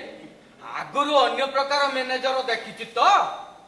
ଆଉ ଶୁଣ, 4ଟା ଡ୍ରମ୍ ଲାଗିବ, 2ଟା କଢେଇ ଲାଗିବ, 2ଟା ଯାକ ପିତ୍ତଳର, 10ଟା ବାଲ୍ଟି ଲାଗିବ, ଡେକ୍ଚି ଲାଗିବ, ଗାମଲା ଲାଗିବ। ଲେଖିନିଅ, ସମୟ ଥାଉ ଥାଉ ଟେଣ୍ଟ ବାଲାକୁ ସବୁ କହିଦବ। ହଁ ଆଉ ଗୋଟେ ଚେପ୍ଟା କଢେଇ ଲାଗିବ ମାଲପୁଆ ପାଇଁ। ଇଏ କଣ କକା ବାବୁ? ରୋଷେଇ ଲୋକ ତ ମୁଁ ଫିଟ୍ କରି ସାରିଛି। ଏ କାଳୁ କାଳୁ କାଳୁ, ଏଇ ଇଏ ପୁଣି ଭୋଗ ରୋଷେଇ କରିବ? ହଁ କରିବ। କାଳୁର ଗୋଟେ କ୍ୟାଟରିଂ ଅଛି କକା ବାବୁ ଷ୍ଟେସନ ପାଖରେ। କ୍ୟାଟରିଂ ରେ ପୁଣି ଜଗନ୍ନାଥଙ୍କ ଭୋଗ ରନ୍ଧା ହବ? ହଁ ସେଥିରେ କଣ ଅଛି? ଏ ଖଗେଶ୍ୱର ମଗେଶ୍ୱର ବିଦା କରେ କକା ବାବୁ। ବିଦା କରନ୍ତୁ ମାନେ? ନା ନା ନନ୍ଦୁ, ସିଏ ପୁରୁଣା ଲୋକ, ସବୁ କଥା ଜାଣେ।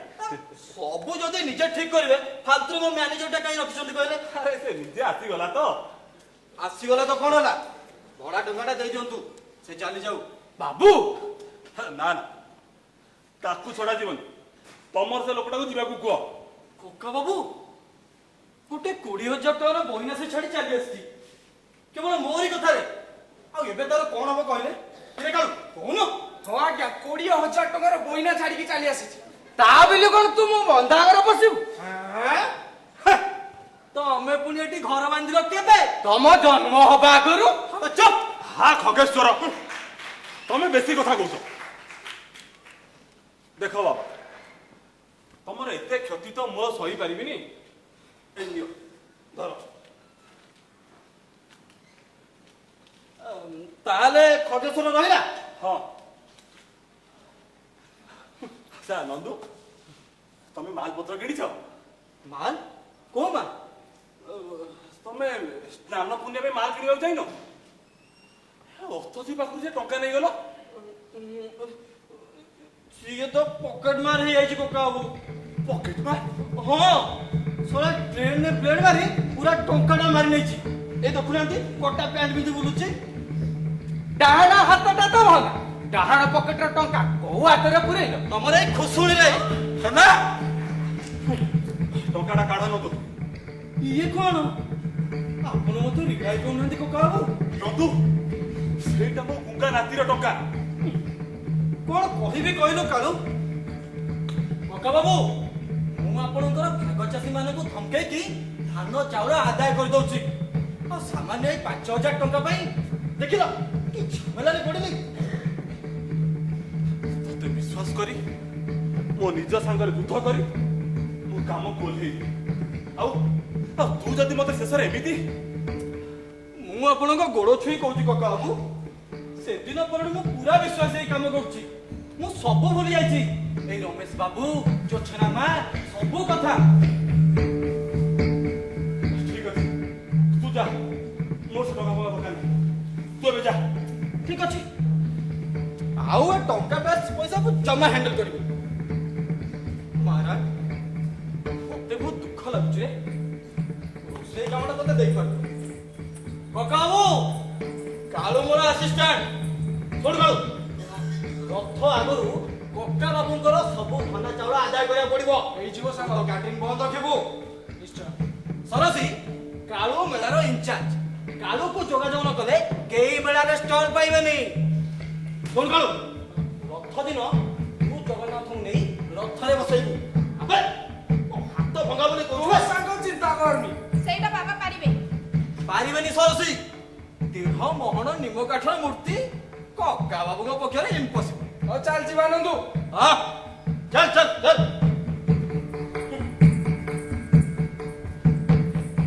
ଯେତେ ସବୁ ବାଜ ପିଲାଙ୍କୁ ଘରେ ପୁରଉଛ ବାବା। ତମର କି ଅବସ୍ଥା କରି ଛାଡ଼ିବେ ଦେଖିବ। ଏ ରମେଶର ପୁଅ ସବୁ ଅନର୍ଥର ମୂଳ। ତା ହାତରେ ଠେଙ୍ଗା ମାରିଲା କାହିଁକି? ମାରିଛୁ ଭଲ କରିଛୁ। ଆଉ ଏ ରମେଶ କୀର୍ତ୍ତି କରି ଗାଁ ଛାଡ଼ିଲା। ଏବେ ବଂଶ ମୁହଁ ରଖିବା ପାଇଁ ଯେତେ ତଣ୍ଟିଆ ମୁଁ ଖାଇବି। ଯେତେ ମଧୁ ମଧୁ ଯଦୁ ମୋ ଛାତିରେ ବସି ମୋ ତଣ୍ଟି ଚିପିବେ। ନା କିଣି ପାରୁଛି ନା କାଢି ପାରୁଛି। ଏ ଖଗେଶ୍ୱର ଢେର ହେଇଛି। ତମେ ଘରୁ ଯା।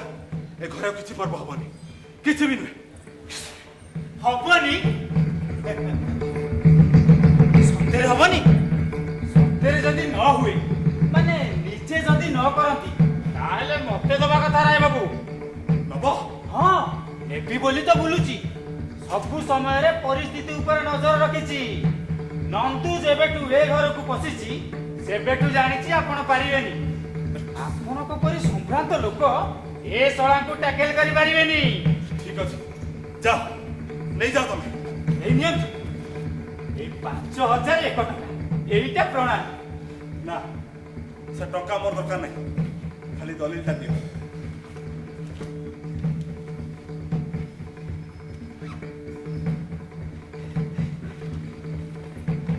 এই আস রে আস আস। ସଂଘ ତମ ରଥ ନେଇଯାଉଛନ୍ତି।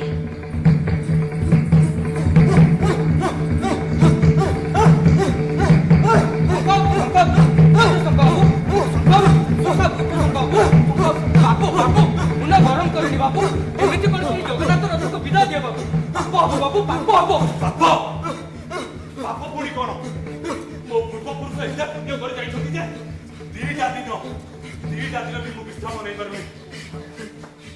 ଏ ଅଦାତି ତୁ ଯା ତୁ କୋର୍ଟକୁ ଯା। ଏଇ ଘରକୁ ଯା। ତତେ କହିଲି ପରା ଯା।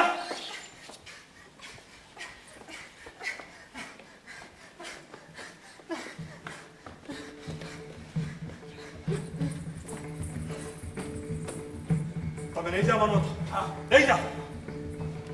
ବାବୁ ବାବୁ ବାବୁ ଲୋକଟା ପାଗଳ ହେଇଯାଇଛି। ଟଙ୍କାଟା ଗିଳେଇ ଦେଇଥିଲେ ଭଲ ହେଇଥାନ୍ତା। ନିଅ ଏଥର ନିଶ୍ଚିନ୍ତରେ ବାନ୍ଧ।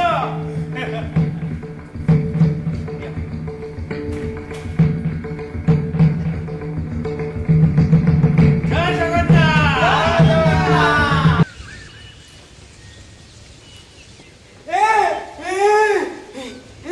ଏ ମା ଏ କଣ ରଖଟା ଏଇଠି ଅଛି। ହଁ ହଁ ଦେଖୁଛି ଦେଖୁଛି। ସରସି ସରସି। ବାପା ଆରେ ଆମେ ତ ସମସ୍ତେ ଦେଖିଗଲୁ। ମନ୍ମଥ ଜେନା ଯା ମନ୍ମଥ ଜେନା ତଡ଼ି ଦେଇଛୁ। ଆମ ରଥ ଆମେ କରିବୁ। ଆରେ କଣ ହେଇଛି ଟିକେ ଖୋଲିକି କହ। ଏମିତି ସଜେଇଲା କିଏ? କହୁଛି ଓ ବାବୁ ବାହାରକୁ ଆସନ୍ତୁ। କିଏ? ମତେ ସେ ଅପା। କୁକୁର। ଏକଦମ ସିନେମା ଭଳି ଅପା। ଯେମିତି ରଥର ଛକ ଗଡ଼ିବାକୁ ଆରମ୍ଭ କରିଛି ସେମିତି ସାମ୍ନାରେ ହାଜର। ରଖ ରଥ ରଖ। କୁହ କେତେ ବାଣ ତମର ଅଛି? ଆପଣଙ୍କ ମନ୍ମଥ ଜେନା ତ ଏକା ବେଳକେ ଘାବରେଇ ଗଲା। ପାଟି ଖନି ମାରିଗଲା। ପଳେଇ ଗଲା। ଆରେ କୋଉଠି ବମ୍ବେର ହିରୋ ଆଉ କୋଉଠି ସେ ନରେନ୍ଦ୍ରପୁର ମାଛକୁ ତମର ମାଲିକ। ବାବା ବାବା କଣ କହିଲେ? ବାବା ଭାରି ଲାଜ ହେଇଯାଇଛି। ସେବେଠାରୁ କବାଟ ବନ୍ଦ କରି ବସିଛନ୍ତି। ଯାଅ ଯାଅ କଣ କହୁଛନ୍ତି ଶୁଣ। ମୁଁ ଆସିବି ବୋଲି ବୋଧେ ଭାବିନଥିଲ ନା କଣ? ଭାବିନି ବୋଲି କୁହନା। ଏ ଘରେ ଗୋଟେ ମାୟା ଅଛି। ଛାଇ ପରି ଆମ ସମସ୍ତଙ୍କୁ ଘେରି ରହିଛି। ଆରେ ବାବା ଇଏ କିଏ ରେ?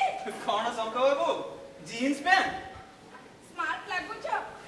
ଅପା ତମେ ତାକୁ କେତେ କଣ କିଣି ଦେଇଛ? କଣ କହିବି? ଯାହା ଦେଖିଲା ଅର୍ଡର କଲା। ମନା କଲେ ସିଧା ରାସ୍ତାରେ ଗଡିଗଲା। ଲୋକଙ୍କ ଆଗରେ ଲାଜରେ ମୁଁ ମରିଗଲି। ମାର ମନି ବ୍ୟାଗଟା ଆଜି ପୁରା ଫାଙ୍କା କରିଦେଇଥିବ। ସେମିତି ମାଡ଼ ବି ଖାଇଛି। ଆଉ ମୋ ବେଳକୁ ତମ ପାଖରେ ଟଙ୍କା ନଥାଏ। ଆହା ଆଉ କେତେ ଦିନ ପରେ ତୋ ପାଇଁ ତ କେତେ କଣ କିଣା ହବ ଏଇ ମାର୍ଗଶିର ମାସରେ।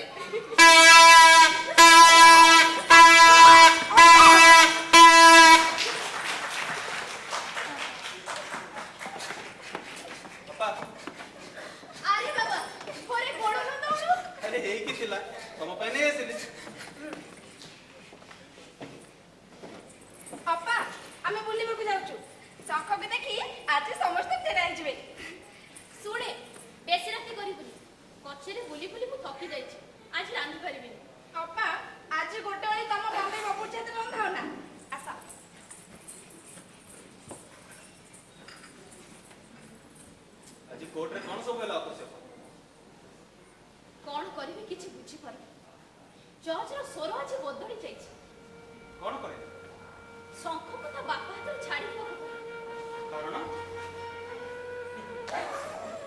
ପିଲାକୁ 18 ବର୍ଷ ପୁରୀ ଗଲାଣି।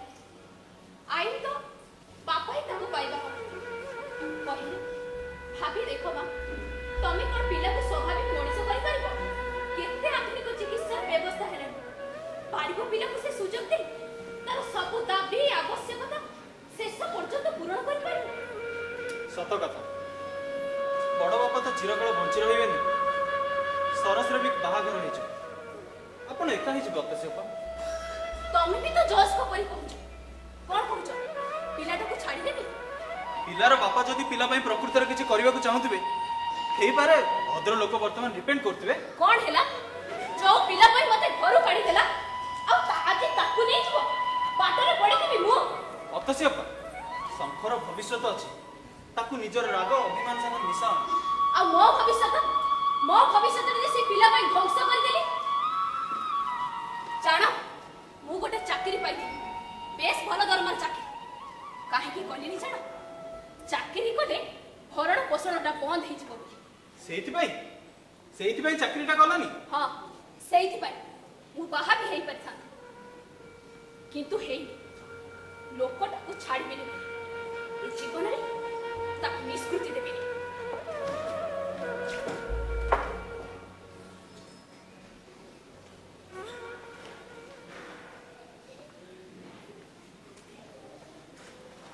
କାହାନ୍ତି? ରାୟବାବୁ କାହାନ୍ତି? ରାୟବାବୁ କାହାନ୍ତି? କଣ ହେଲା? ଆପଣ ପୁଣି ଆସିଛନ୍ତି? ରାୟବାବୁଙ୍କୁ ଡାକନ୍ତୁ। ଆପଣ ତ ଆପଣଙ୍କ ଦଲିଲ ଫେରେଇ ନେଇଛନ୍ତି। ଶୁଣନ୍ତୁ, ରଥ ଆପଣ କେବେ ବି ପାଇବେନି। ରଥ? ଏସବୁ ରଥପଥ ଏବେ ମୋ ମୁଣ୍ଡର 20 କିଲୋମିଟର ଭିତରେ ନାହିଁ। ଯାହା ଅବସ୍ଥା, ନରେନ୍ଦ୍ରପୁର ରଥଯାତ୍ରା ଆଉ ହେଇପାରିବନି। ମାନେ? ଆପଣଙ୍କ ମ୍ୟାନେଜର ନନ୍ଦୁ କି କାଣ୍ଡ କରିଛି ଖବର ରଖିଛନ୍ତି? ନିମ୍ପଡା ଏନ୍ତାଜ ମିଆର ବିପିକୁ ମାରିଛି, ସ୍ତ୍ରୀ ଲୋକ ଦେହରେ ହାତ ଦେଇଛି। ପଡାର ଚାଷୀମାନେ କହି ବୁଲୁଛନ୍ତି, ବୁଢା ବରଗଛ ରାସ୍ତା ଦେଇ ରାୟଘର ତ କେମିତି ଯିବ ସେମାନେ ଦେଖିବେ। ନନ୍ଦୁ କାହାକୁ ମାରିଲା ସେଥିପାଇଁ କଣ ମୁଁ ଦାୟୀ? ସେ କଥା କହିଲେ ତ ଚଳିବନି। ନନ୍ଦୁ କାହିଁକି ମାରିଛି? ଆପଣଙ୍କ ଅମଳ ଆଦାୟ କରିବାକୁ ଯାଇ ଖରାବେଳେ ଏନ୍ତାଜର ବୁଢୀ ବିବି ଅଗଣାରେ ବସି ଭାତ ଖାଉଥିଲା। ଚାରିପାଖ ସୁନସାନ, ଗୋଟିଏ ଲାତ ମାରି ବୁଢୀଟାକୁ ଜଖମ କରିଦେଇଛି। ଘରେ ପଶି 10 ବସ୍ତା ଧଳା ସୋରିଷ ନେଇ ଆସିଛି। କହୁଛି କଣ ନା ଜଗନ୍ନାଥଙ୍କ କାମରେ ଲାଗିବ। ଏସବୁ କି କାଣ୍ଡ କହିଲେ ଭାଇ? ଫସଲର ଭାଗ ଦେବାରେ ଏନ୍ତା ଯଦି କିଛି ଗୋଳମାଳ କଲା, ସେଇଟା ଆପଣ ଆମକୁ କହିପାରିଥାନ୍ତେ। ତାହା ନକରି ଆପଣ ତା ପଛରେ ଗୁଣ୍ଡା ଲଗେଇଦେଲେ। ଆଚ୍ଛା, ଯଦି ଦଙ୍ଗା ହୁଏ? ଯଦି ହୁଏ କଣ କହୁଛ ଭାଇ ଉଦୟ? ଏଇ ଯାଇଛି। ଏନ୍ତାଜର ପୁତୁରା ମାନେ ମୋ ପିଣ୍ଡିରେ କାମ କରୁଥିଲେ। ଆରେ ସେମାନେ ତ ଖବର ପାଇ ରେ ରେ କରି ଘର ହାତ ଦୌଡ଼ିଲେ। ରଥଯାତ୍ରା ଦିନ କଣ ହଉଛି ଦେଖ। ବଡ ବାପା କଣ କାହାକୁ ମାରଧର କରିବାକୁ କହିଥିଲେ? ସେ କଥା କହିଲେ ତ ଚଳିବନି। ରାମଚନ୍ଦ୍ର କଣ ହନୁମାନଙ୍କୁ କହିଥିଲେ, ଯା ଗନ୍ଧମାର୍ଦ୍ଦନ ପର୍ବତ ଉପାର ନେଇ ଆସିବୁ? ଗୋଟିଏ ଆଣ୍ଟି ସୋସିଆଲକୁ ଘରେ ପଶିଲେ କଣ ହୁଏ, ସେଟା ଚିନ୍ତା କରିବାର ଥିଲା ଭାଇ। ଆରେ ତମେ ତ ତାକୁ ମୋ ଘରେ ପୁରେଇଥିଲ। ଏସବୁ କଣ କହୁଛନ୍ତି ଭାଇ?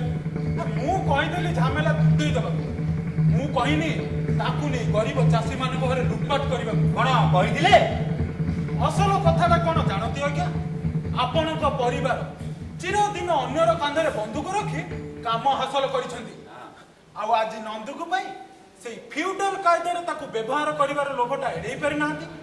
କଣ ଭୁଲ କହୁଛି? ଏବେ କଣ କରିବାକୁ ହବ ସେଇଟା କୁହ। ଦଙ୍ଗା ବନ୍ଦ କରିବାକୁ ପଡିବ, ରଥ ଚଳେଇବାକୁ ପଡିବ। ରଥଟା ଆପଣ ମନ୍ମଥକୁ ଦେଇ ଦିଅନ୍ତୁ। କଣ ମନ୍ମଥ, ଏଇ ଅବସ୍ଥାରେ ତମେ ଦାୟିତ୍ୱ ନେଇପାରିବ ତ? ହଁ, ତମେ 5 ଲୋକ ଯଦି କୁହ। ମତେ ଲାଗୁଛି ତମେ ପାରିବ। ତମେ ହାତକୁ ନେଲେ ସେମାନେ ଆଉ ହଙ୍ଗାମ କରିବେ। ତା ଛଡା ଏତେ ଦୂର ଭାଇ ପୁଅ ମାନେ ତ ତମ ପିଣ୍ଡରେ କାମ କରନ୍ତି। ଆରେ ଏନ୍ତାଜ ମିଆ, ତମେ ଏଠି ସାଙ୍ଗରେ କିଏ ଆସିଛି ନା କଣ? ଶୁଣ ଏନ୍ତାଜ, ଘର ଭିତରେ ହଙ୍ଗାମା ଚଳିବନି। ଚାଲ ବାହାରକୁ ଚାଲ, ଆମେ ତମ କଥା ବୁଝୁଛୁ। ଏନ୍ତାଜ, ତମର ତ ଯାହା ହବାର ଭାଇ ହେଇଯାଇଛି। ଚାଲ ସବୁ ସମାଧାନ କରିଦଉଛି। ତମର କ୍ଷତିପୂରଣ ପାଇଁ ଯାହା ଟଙ୍କା ଲାଗିବ ସବୁ ମୁଁ ଦେବି। ମୋ ବିଷୟରେ ମତେ କହିବାକୁ ଦିଅ।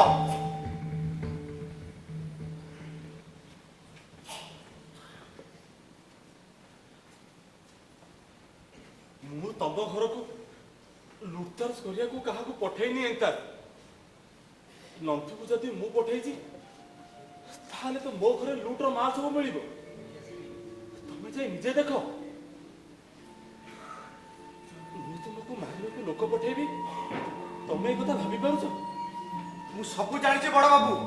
ଏଇ ନନ୍ଦୁ ସବୁ ଗଣ୍ଡଗୋଳର ମୂଳ। ତମେ କେବେ ବି ଏ କାମ କରିପାରିବନି, ମୁଁ ଜାଣେ।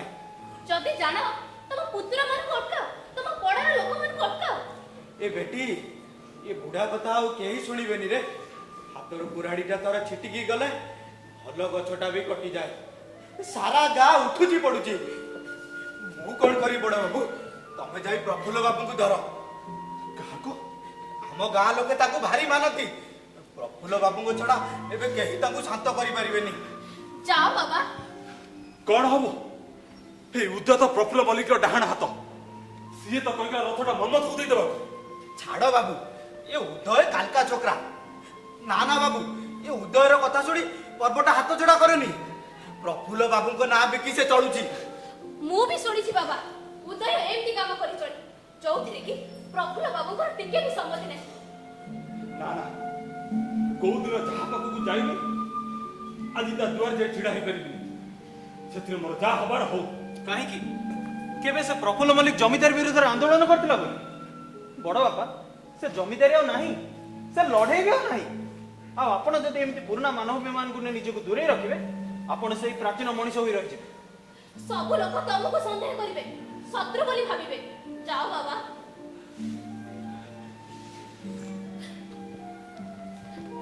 ବାବା, ସେ ମନ୍ମଥ ଜେନା ରଥଟାକୁ ବଡ ଖଟିଆ ପରି ବାନ୍ଧି ନେଇଯିବ, ସେଇଟା କଣ ଭଲ ହବ?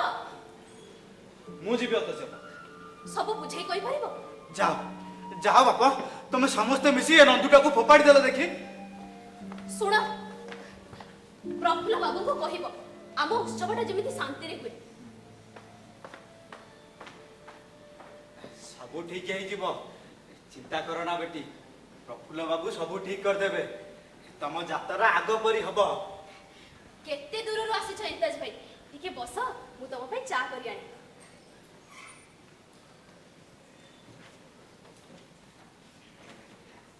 ଯିଏ ଯାହା କୁହନ୍ତୁ ବେଟି, ମୁଁ ଯେ ତମ ମାନଙ୍କୁ ଭୁଲ ବୁଝିନି ସେଇଟା ଜଣେଇ ଦେବାକୁ ଆସିଥିଲି।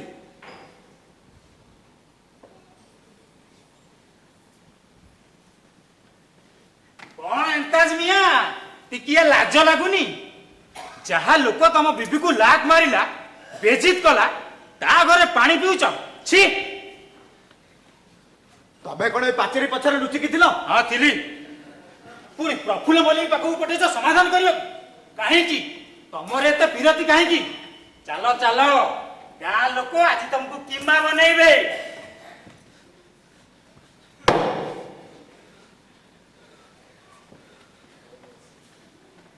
ଏଇ ଗୋଟାଏ ଲୋକ, ବୁଝିଲ ବଡ ବେଟି? ଆମ ପଡା ଲୋକଙ୍କୁ ଉସ୍କଉଛି, କହୁଛି ତମେ ରଥ ଅଟକାଅ, ଦଙ୍ଗା କରିବା ପାଇଁ ମତଉଛି। ଠେଙ୍ଗାଟା ରଖିଦେଲ କାହିଁକି? ସେ ଶୈତାନ ମୁଣ୍ଡକୁ ବାହାରେ ଦେଇ ପାଇଲନି? ଆଗ କାଳ ହେଇଥିଲେ ଏତେବେଳକୁ ଡାକ୍ତରଖାନାରେ ଥାନ୍ତା। ତମେ କୌଣସି କର୍ମକୁ ନୁହଁ। ନିଅ, ଧର।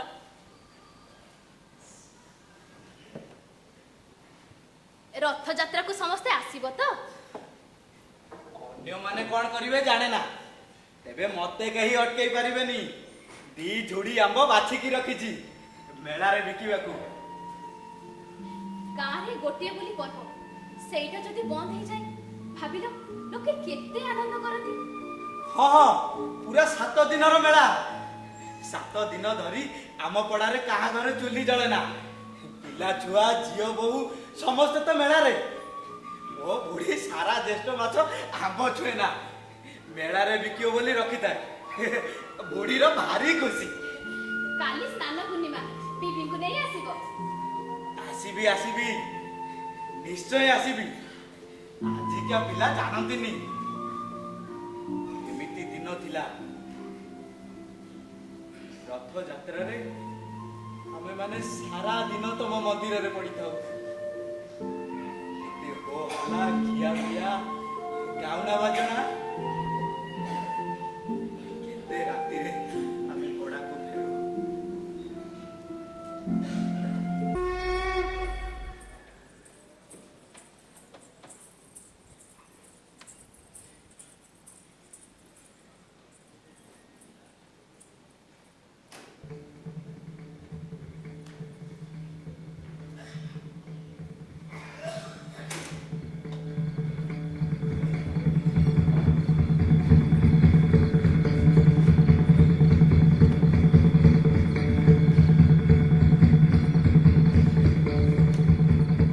କାହିଁ? ମୁଁ ଜାଣିନି। ମୁକୁଲ କାଲି ପ୍ରଫୁଲ୍ଲ ଭାଇ ପାଖରେ 7 ପ୍ରକାର କଥା ଲଗେଇ ଛୁଟେଇ କହିଛି। ସେ ମୋ ଚାକିରି ଖାଇଛି। ବେଶ କରିଛି। କଣ ହେଲା? କହିଲେ ବେଶ କରିଛି। ବାପାଙ୍କ ନାଁ କହି ସବୁ ଜାଗାରେ ଗୁଣ୍ଡାମି କରିବୁ। ଚାକିରି ଖାଇବନି କଣ ପୂଜା କରିବ? ଭଲ ହବନି କହୁଛି ସରସି। ମୋ ପେଟକୁ ଯିଏ ଲାତ ମାରିଛି ତାକୁ ଛାଡ଼ିବିନି। ସେ ଶଳା ମୁକୁଲର ହିରୋଗିରି ମୁଁ ଛଡ଼େଇଦେବି। ଶଳା ବାପର ଢଙ୍ଗ ଧରିଛି। ଏଇ ଏଠି ବକର ବକର ହନା। ଯା ଏଠୁ। ଆମ ଘରକୁ ଆଉ କେବେ ବି ଆସିବୁନି। କାହିଁକି? ଘୃଣା ଲାଗୁଛି? ହ୍, ଯୋଉ ଘରର ବାବୁମାନେ ଲୁଚା ଛୁପରେ କୁକର୍ମ କରୁଥିଲେ ତାଙ୍କରି ଝିଅ ପୁଣି ମାକୁ ଏଠିକି ନେଇ ଆସିବି। ଦେଖିବ ସେତେବେଳେ କାହାକୁ? ମୋ ଜୋଛନା ମାକୁ। ରଥ ଦିନ ବରପକ୍ଷ ତମ ଘରକୁ ଦେଖିବାକୁ ଆସିବେ। ମୋ ଜୋଛନା ମାକୁ ଆଣି ସମସ୍ତ ମଝିରେ ଛିଡା କରେଇବି। ମା ସବୁ କହିଦବ। ଆଜି ଯାଇ ନିଜେ ଆସୁଥିଲୁ। ଏବେ ମା କହିବୁ? ତୋ ମା ଆସିବ? କାହିଁକି ଆସିବନି? ମା ତ ଅତ୍ୟାଚାରିତ ହେଇଛି। ଏରେ ମୋର ଏ ହାତରେ। ବାଳ ପାଚି ଯାଇଛି ବୁଢୀଟାର। ହେଲେ ବଦମାସି କମିନି। କଣ ହେଲା? ମୋ ମା ବଦମାସି କରୁଛି। ଗଳାରେ ଯୋଉ ମୋଟା ସୁନାର ପିନ୍ଧି ବୁଢୀ ନାଚି ନାଚି ବୁଲେ ସେଇଟା କାହା ପାଖରୁ ମାରିଛି? ଭୟ ଦେଖେ ଶୋଷି ଖାଇଛି। କହିଲେ କଣ ଅତ୍ୟାଚାରିତ ହେଇଛି। ମା ଶୀତଳା। ଏଇ କଣ ହଉଛି ସେ? ସବୁ ଲିଭାଇ ଦେବି। ଏ ଘରଟାକୁ ଦେଖିଲେ ମୋର ଇଚ୍ଛା ହୁଏ ଛାଳି ପଡି ପାଉଁଶ କରିଦେବା। ଚୁପ କର। ପ୍ରଫୁଲ୍ଲ ବାବୁ କହିଛନ୍ତି ତତେ ଏଇ ଗାଁରୁ ତଡ଼ି ଦେବେ।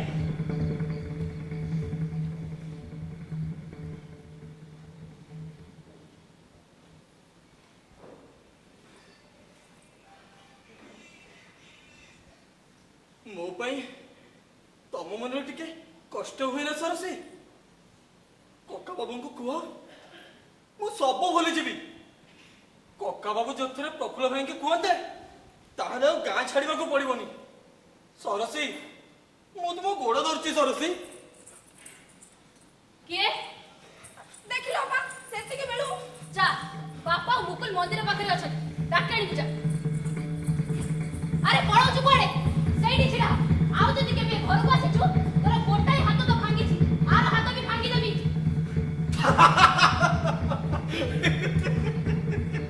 ଆରେ ଯା। ହାତ ଭୁଲ ବୋଲି କିଏ କହିଲା? এই দেখো କିଛି ହେଇନି। କହିଲା, ଏତେ ଦିନ ଧରି ତୁ ମୋ ହାତ ଧରୁ। ରହ, ତୋତେ ଆଜି ବାହାର ବାହାର କରିବି। ଆରେ ପଳଉଛୁ କୁଆଡେ? ସେଇଠି ଛିଡା। ଛାଡ। ଛାଡ଼ିବିନି ତୋତେ।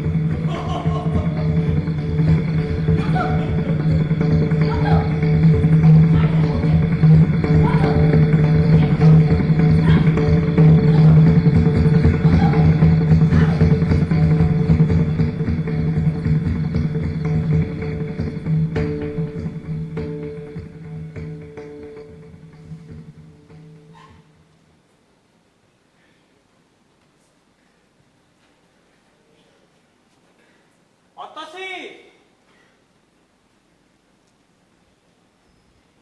ଅତସୀ କୁଆଡେ ଗଲ? ମା କାହାନ୍ତି? ଶଖ ବାବୁ କଣ ଦେଖୁଛ ସେଠି ଅନ୍ଧାରଟାରେ? ସାପ ଫାପ ଦେଖିଲ ନା କଣ? କିଛି ଥରୁଛ କାହିଁକି?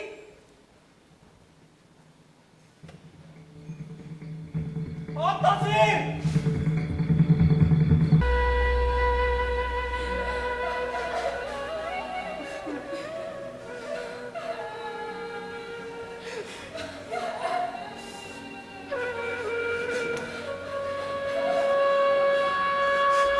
বন্ধ করো, বন্ধ করো। লোককে জড়াওনি তবে এখানে তমକୁ ଯିବାକୁ କହିଲି ନା। ଯାଅ। ଶୁଣ କେହି ସେମିତି ଜାଣି ନ ପାରନ୍ତି। ଆଜି ସଞ୍ଜବେଳେ ମୋ ଘରେ ଯାହା ହେଇଛି ବୁଝିପାରିଲି ବଡ ବାବୁ। ଶଙ୍କ ବାବୁ କଣ ଦେଖୁଛି, କଣ ଦେଖି ସେମିତି କମ୍ପୁଛି। ଶେଷରେ ପାଚେରୀ କଡ଼ରେ ଯାଇ ଦେଖିଲି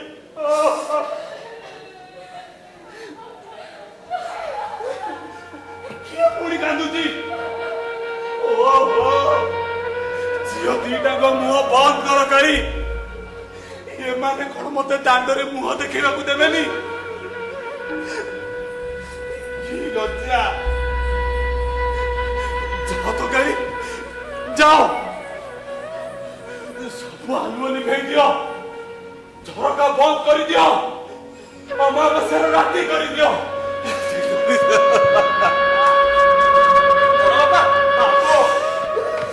ବଡ ବାପା ଏସବୁ କଣ କରୁଛନ୍ତି? ଛାଡ଼ିଦିଅ, ଛାଡ଼ିଦିଅ ମତେ। ବଡ ବାପା ଟିକେ ଶାନ୍ତ ହୁଅନ୍ତୁ। ମନ୍ମଥ ହାତରେ ରଥଟା ଦେଇଦେବି। ବଡ ବାପା କାଲି ପ୍ରଫୁଲ୍ଲ ଭାଇ ଆପଣଙ୍କ ପାଖକୁ ଆସୁଛନ୍ତି। କାହିଁକି?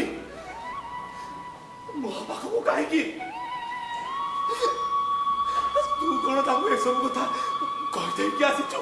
ହଁ, ଏତେ ବଡ ଗୋଟେ ସର୍ବନାଶ ହେଇଗଲା ଆମ ଘରେ, ସେଇଟା ଜଣେଇବିନି ତାଙ୍କୁ?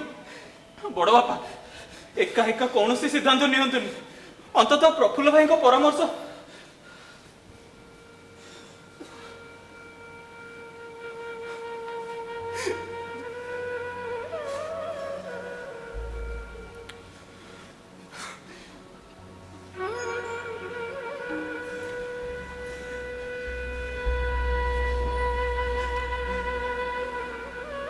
ଏମିତି ଜାଗାରେ ଆସି ଛିଡା ହେଇଛି, କେହି ଚାହିଁଲେ ବି ମତେ ଉଦ୍ଧାର କରିପାରିବେନି। ତମେ ଖାଲି ପାତ୍ରପକ୍ଷଙ୍କୁ ଜଣେଇଦବ, ସେମାନେ ଯେମିତି ରଥ ଦିନ ସରସୀକୁ ଦେଖିବାକୁ ନ ଆସନ୍ତି।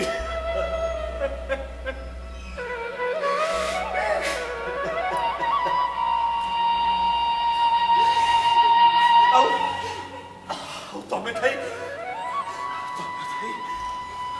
ବାକି ସବୁ ସମ୍ପତ୍ତି ବିକି ଦେଇ ଯାଅ। ଆମେ ତ ଏଠି ଆଉ ରହିପାରିବୁନି। ବଡ ବାପା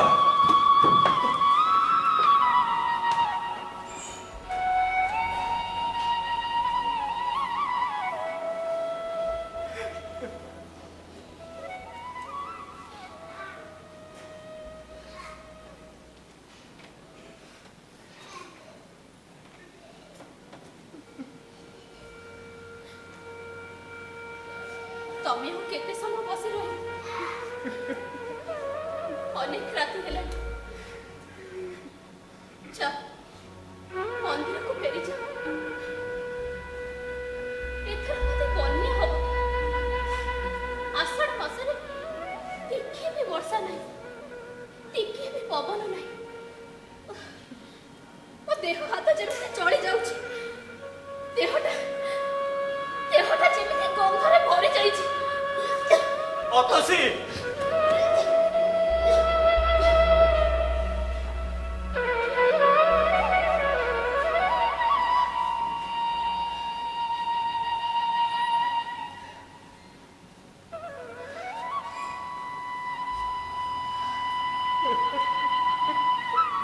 ଯାଉଛ କାଢିଲ ନା, କିଛି କହିବନି? ମୁଁ ଏଥର ଗାଁକୁ ଚାଲିଯିବି ଅତସୀ। ଜାଣେ ତମେ ଆମ ହାତରୁ ପାଣି ବି ଛୁଇଁବନି। ବାପା କଣ କହନ୍ତି ଜାଣ, କାଳି ବଡ ସୁଧାଚାରୀ। ନା ନା ଅତସୀ, ମୁଁ ହୁଏତ ଅନେକ ଆଗରୁ ତମେ ଚାଲି ଯାଇଥାନ୍ତ, ବିନା ଦରମାରେ ଗୋଟେ ଭଙ୍ଗା ମନ୍ଦିରକୁ ଧରି କାହିଁକି ଯେ ଏତେ କଣ ପଡିଥିଲା? ନରେନ୍ଦ୍ରପୁର ଛାଡି ଚାଲିଯିବି ଆଗରୁ କେବେ ଭାବିନଥିଲି। ଯାଅ କାଳିର ନା, ଚାଲି ଯାଅ, ଚାଲି ଯାଅ।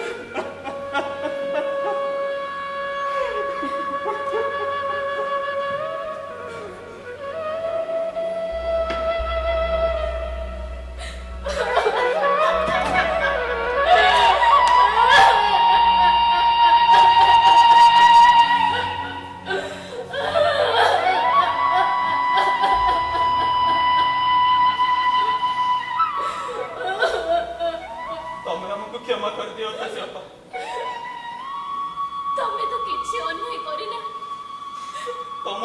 ଯାହା ହେଲା ସେ ସବୁ ପାଇଁ ଆମେ ଦାୟୀ। ମୋ ବାପାଙ୍କ ପାପର ସବୁ ଶାସ୍ତି ଭୋଗ କଲା ତମେ ଆଉ ବଡ ବାପା। କାହିଁକି ଯେ ମୁଁ ଏଠିକି ଆସିଲି?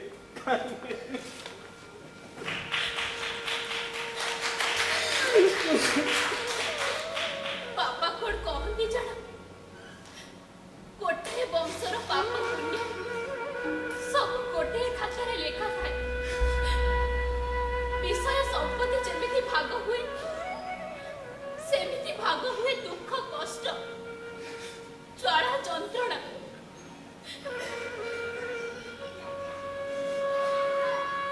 ଶଙ୍ଖକୁ ଧର ଛାଡ଼ିଦେବି।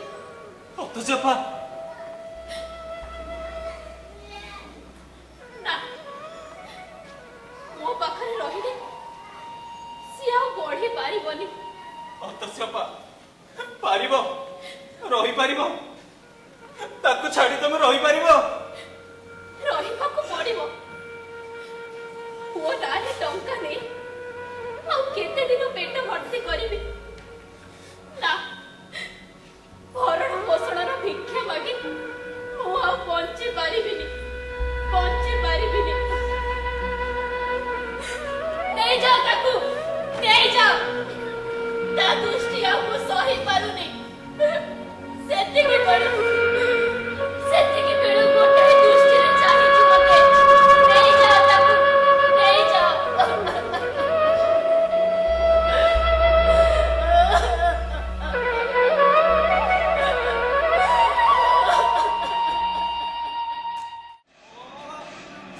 ଦିଅ ମନ୍ମଥ, ଆଉ ଗଣ୍ଡଗୋଳ କରି ଲାଭ କଣ? ଚଢେଇ ତ ଉଡି ଯାଇଛି। ସେଇ ତ ଦେଲ, ହେଲେ ମତେ ଦେଲନି। ସତ କଥା, ହେଇ ଦଉଚି କହି ତମ ନାକରେ ଦଉଡି ବାନ୍ଧି ଭାଲୁ ନାଚ ନଚେଇଲା ତମକୁ। କେତେ ଆଶା କରିଥିଲି ଦାଦି, ଶେଷ ପର୍ଯ୍ୟନ୍ତ ଆଶା ଛାଡ଼ି ନଥିଲି। ଭାବିଥିଲି କେବେ ବି ରଖିପାରିବେନି, ମତେ ହିଁ ଦେବେ। ସେ ପ୍ରଫୁଲ୍ଲ ମଲ୍ଲିକ କଥାରେ ଦେଇଦେଲେ, ଆଉ ସେଇଟା ପୁଣି ଏଇ ଜନସାଧାରଣଙ୍କ ହାତରେ। ହଁ, ଦୁଇ ଜଣଙ୍କ କଳିରୁ ତୃତୀୟ ପକ୍ଷର ଲାଭ ହେଲା। କି ଭକ୍ତି! କଣ ନା ଧର୍ମକୁ ନେଇ ବ୍ୟବସାୟ କରିବାକୁ ଦେବେନି। ଗାଁର ଉତ୍ସବ ଗାଁ ଲୋକଙ୍କ ପାଖରେ ରହିବ। ହଉ ଛାଡ ସେ କଥା, ଯାହା ହବାର ଥିଲା ହେଲା। ଆଉ ଏଠି ଠିଆ ହେଇ ଲାଭ କଣ? ତମ ବନ୍ଧକ ଦଲିଲଟା ତ ତମେ ଫେରି ପାଇଛ। ଇଏ ଚାହିଁଥିଲା ଦଲିଲ ଫେରି ପାଇବାକୁ? ନା, ମୁଁ ତାଙ୍କ ସାଙ୍ଗରେ ମୁହାଁମୁହିଁ ହେବି। ଆଉ ଦେଖିବି କେମିତି ସେ ମୋ ଆଖିରୁ ଆଖି ମିଶେଇ ଚାହିଁବେ। ବସିଲି ଏଠି। ତମେ ଏଠି ଥିବା ଯାଏ କେହି ଘରୁ ବାହାରିବେନି। କେତେ ସମୟ ଘରୁ ନ ବାହାରି ରହିବେ ଦେଖିବି। ଆରେ ଲାଜ ସରମ ବୋଲି ଗୋଟେ ଜିନିଷ ଅଛି ନା ନାହିଁ? ସେ ନନ୍ଦୁ ଜାନବରଟା ହାତରେ ବାଉଁଶ ବାଡ଼ିରେ ବଡ ଝିଅଟା ତ ନଷ୍ଟ ହେଇଗଲା। ଆଉ ସେ ଗୁଙ୍ଗା ପାଗଳ ପିଲାଟାକୁ ତ କୋଟ ପିଆଦାକୁ ଧରି ତା ବାପ ଆସି ଉଠେଇ ନେଲା। କଣଟା ପାଇଲ ରାୟ ବାବୁ? କଣଟା ପାଇଲ? ଛେନାଟା। ରଥଟାକୁ ତ ନେଇଗଲେ, ପଇସା କିଏ ବି ଦେଲେନି। ତମର ଆହୁରି ଯିବ, ସବୁ ଯିବ। ଆରେ ଆରେ ହେ ଦେଖ ରଥ ପୁରା ଆରମ୍ଭ ହେଲାଣି। ଓହୋ, ଆଜି କିଏ ଜାଣିବା କଥା, ହେଲେ କିଏ ଟାଣୁଛି? ଚାଲ ଯିବା ରଥ। କୋଉଠି? ଆରେ ରଥ ପାଖକୁ। ଏଥର ବିରାଟ ମେଳା ବସିଛି, ପ୍ରବଳ ଭିଡ଼। ମୁଁ ସେ ରଥ ପାଖକୁ ଯିବି କହୁଛ? ଆରେ ଚାଲ ନା, ବର୍ଷରେ ଏଇ ଗୋଟାଏ ଦିନ ମନରୁ ସବୁ ଦୁଃଖ ସନ୍ତାପତ୍ର ଚଳେଇଦିଅ। ଚାଲ ଚାଲ। ନା ନା, ମୁଁ ସେ ରଥ ପାଖକୁ ଯାଇପାରିବିନି। ଆରେ ମନ୍ମଥ, ଚାଲ ନା, ଗରମ ଗରମ ପାମ୍ପଡ଼ ମଜା ଖାଇବା। ବରଂ ଚାଲ ମାଛ ଗୋଦାମକୁ ଯିବା, ଭଲ ମାଲ ବୋତଲ ନେଇ ବସିବା। ଆଜି କିଛି ବି ଭଲ ଲାଗୁନି, କିଛି ଭଲ ଲାଗୁନି। ଆଜି କିଛି ବି ଭଲ ଲାଗୁନି। ମନ୍ମଥ, ମନ୍ମଥ।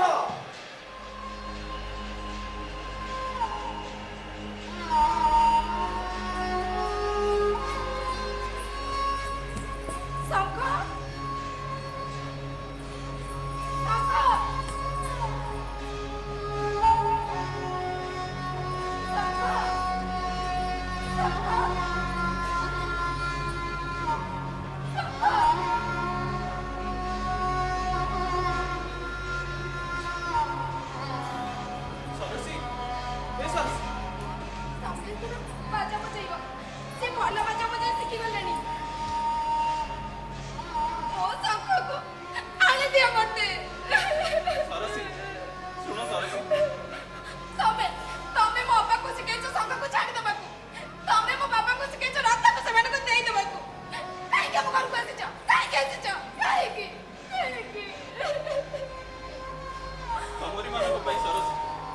କେବଳ ତମରି ମାନଙ୍କ ପାଇଁ।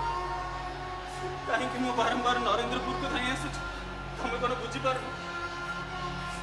ଆଗରୁ ମୁଁ ଜାଣିନଥିଲି ତମେ ମାନେ କେତେ ଦୁଃଖ କଷ୍ଟରେ ଅଛ ବୋଲି।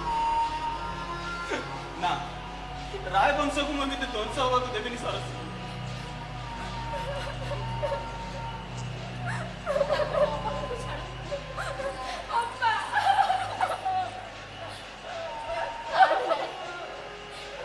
ମୁକୁଲ ଏବେ ତ ଦାୟିତ୍ୱ ନବ।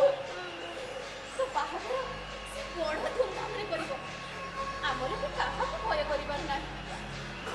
କି କଥା ଦେଖିଲୁ ମୁକୁଲ, ସବୁ କିଛି ତ ଦେଇଦେଲୁ, ଏଇଟା କେମିତି ରହିଯାଇଛି ଦେଖିଲୁ? ଜଗନ୍ନାଥ କଣ ଆଜି ବିନା ଚକ୍ରରେ ଯିବେ? ଏଇଟାକୁ ଦେଇ ଆସିବାକୁ ପଡିବ। କିଏ ଆକୁ ଦେଇ ଆସିବ? କିଏ? ମୁଁ ଯିବି। ନା କେହି ଯିବେନି।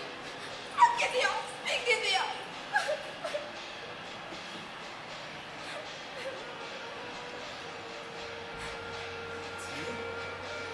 ସେମିତି କହିଲେ କଣ ଚଳିବ?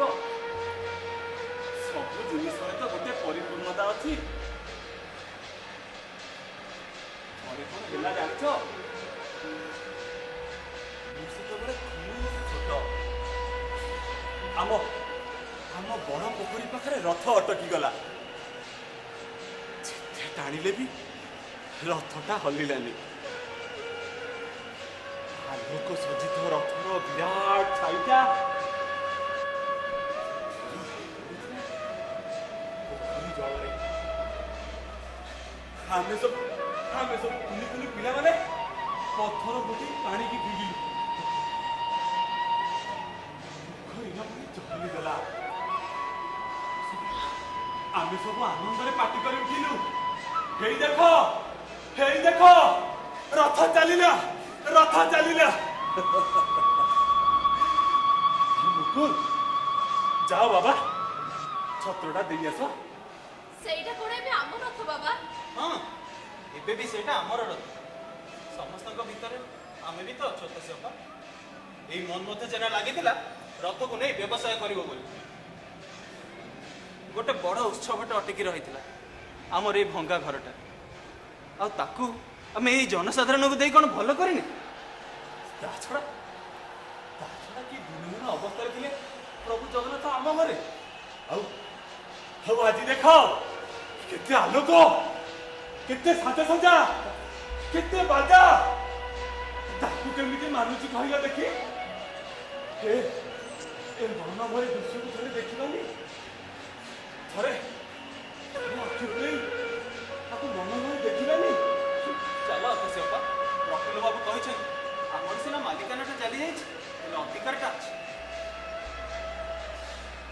ଯିବୁ ମା, ଚାଲ ଆଖି ମିଳି ସେ ମହାପ୍ରଭୁକୁ ଦର୍ଶନ କରିଦେଇ ଆସିବୁ।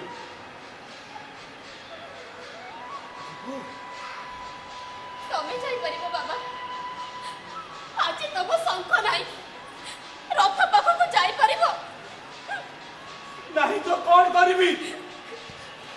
ମୁଁ କଣ ତାକୁ ଯିବାକୁ କହିଥିଲି? ତା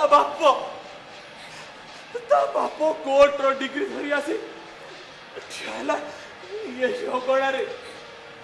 ଆଉ ଆମର ଟୋକା ବାପକୁ ଯାଇ କୁଣ୍ଢେଇ ଧରିଲା। ଥରେ ବି ବୁଲି ଚାହିଁଲାନି ଆମକୁ। ଅଚିହ୍ନା ମଣିଷର ହାତ ଧରି ଚାଲିଗଲା ଗୋଟେ ଅଚିହ୍ନା ରାଜ୍ୟକୁ।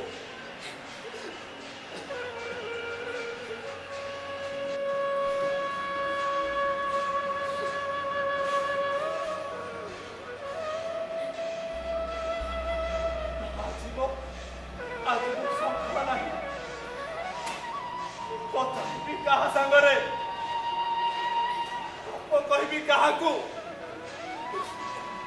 କାହାକୁ ନେଇ ମୁଁ ଦିନ କାଟିବି?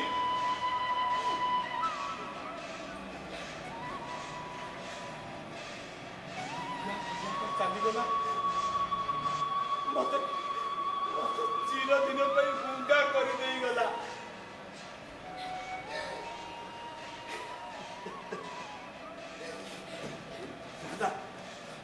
ନା ଘରରେ ଆଉ ରହିପାରିବିନି ରହିପାରିବିନି। ଏ ସରସି ଏ ଅତସୀ ଥରେ ମାତ୍ର ମତେ ଯିବାକୁ ଦିଅରେ। କାଳିଆକୁ ଦର୍ଶନ କରି ଆସେ। ଥରେ ମାତ୍ର ମତେ ଯିବାକୁ ଦିଅ।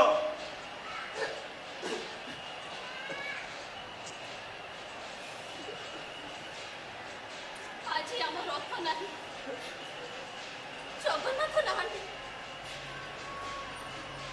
ତାଙ୍କୁ ବୋଧେ ଏ ଘରଟା ଆଉ ଭଲ ଲାଗୁନଥିଲା। ତାଙ୍କର ବ୍ୟଥା ଆମେ କେହି ବୁଝିପାରୁନଥିଲୁ। ଯାଅ, ତମେ ମାନେ ଯାଅ।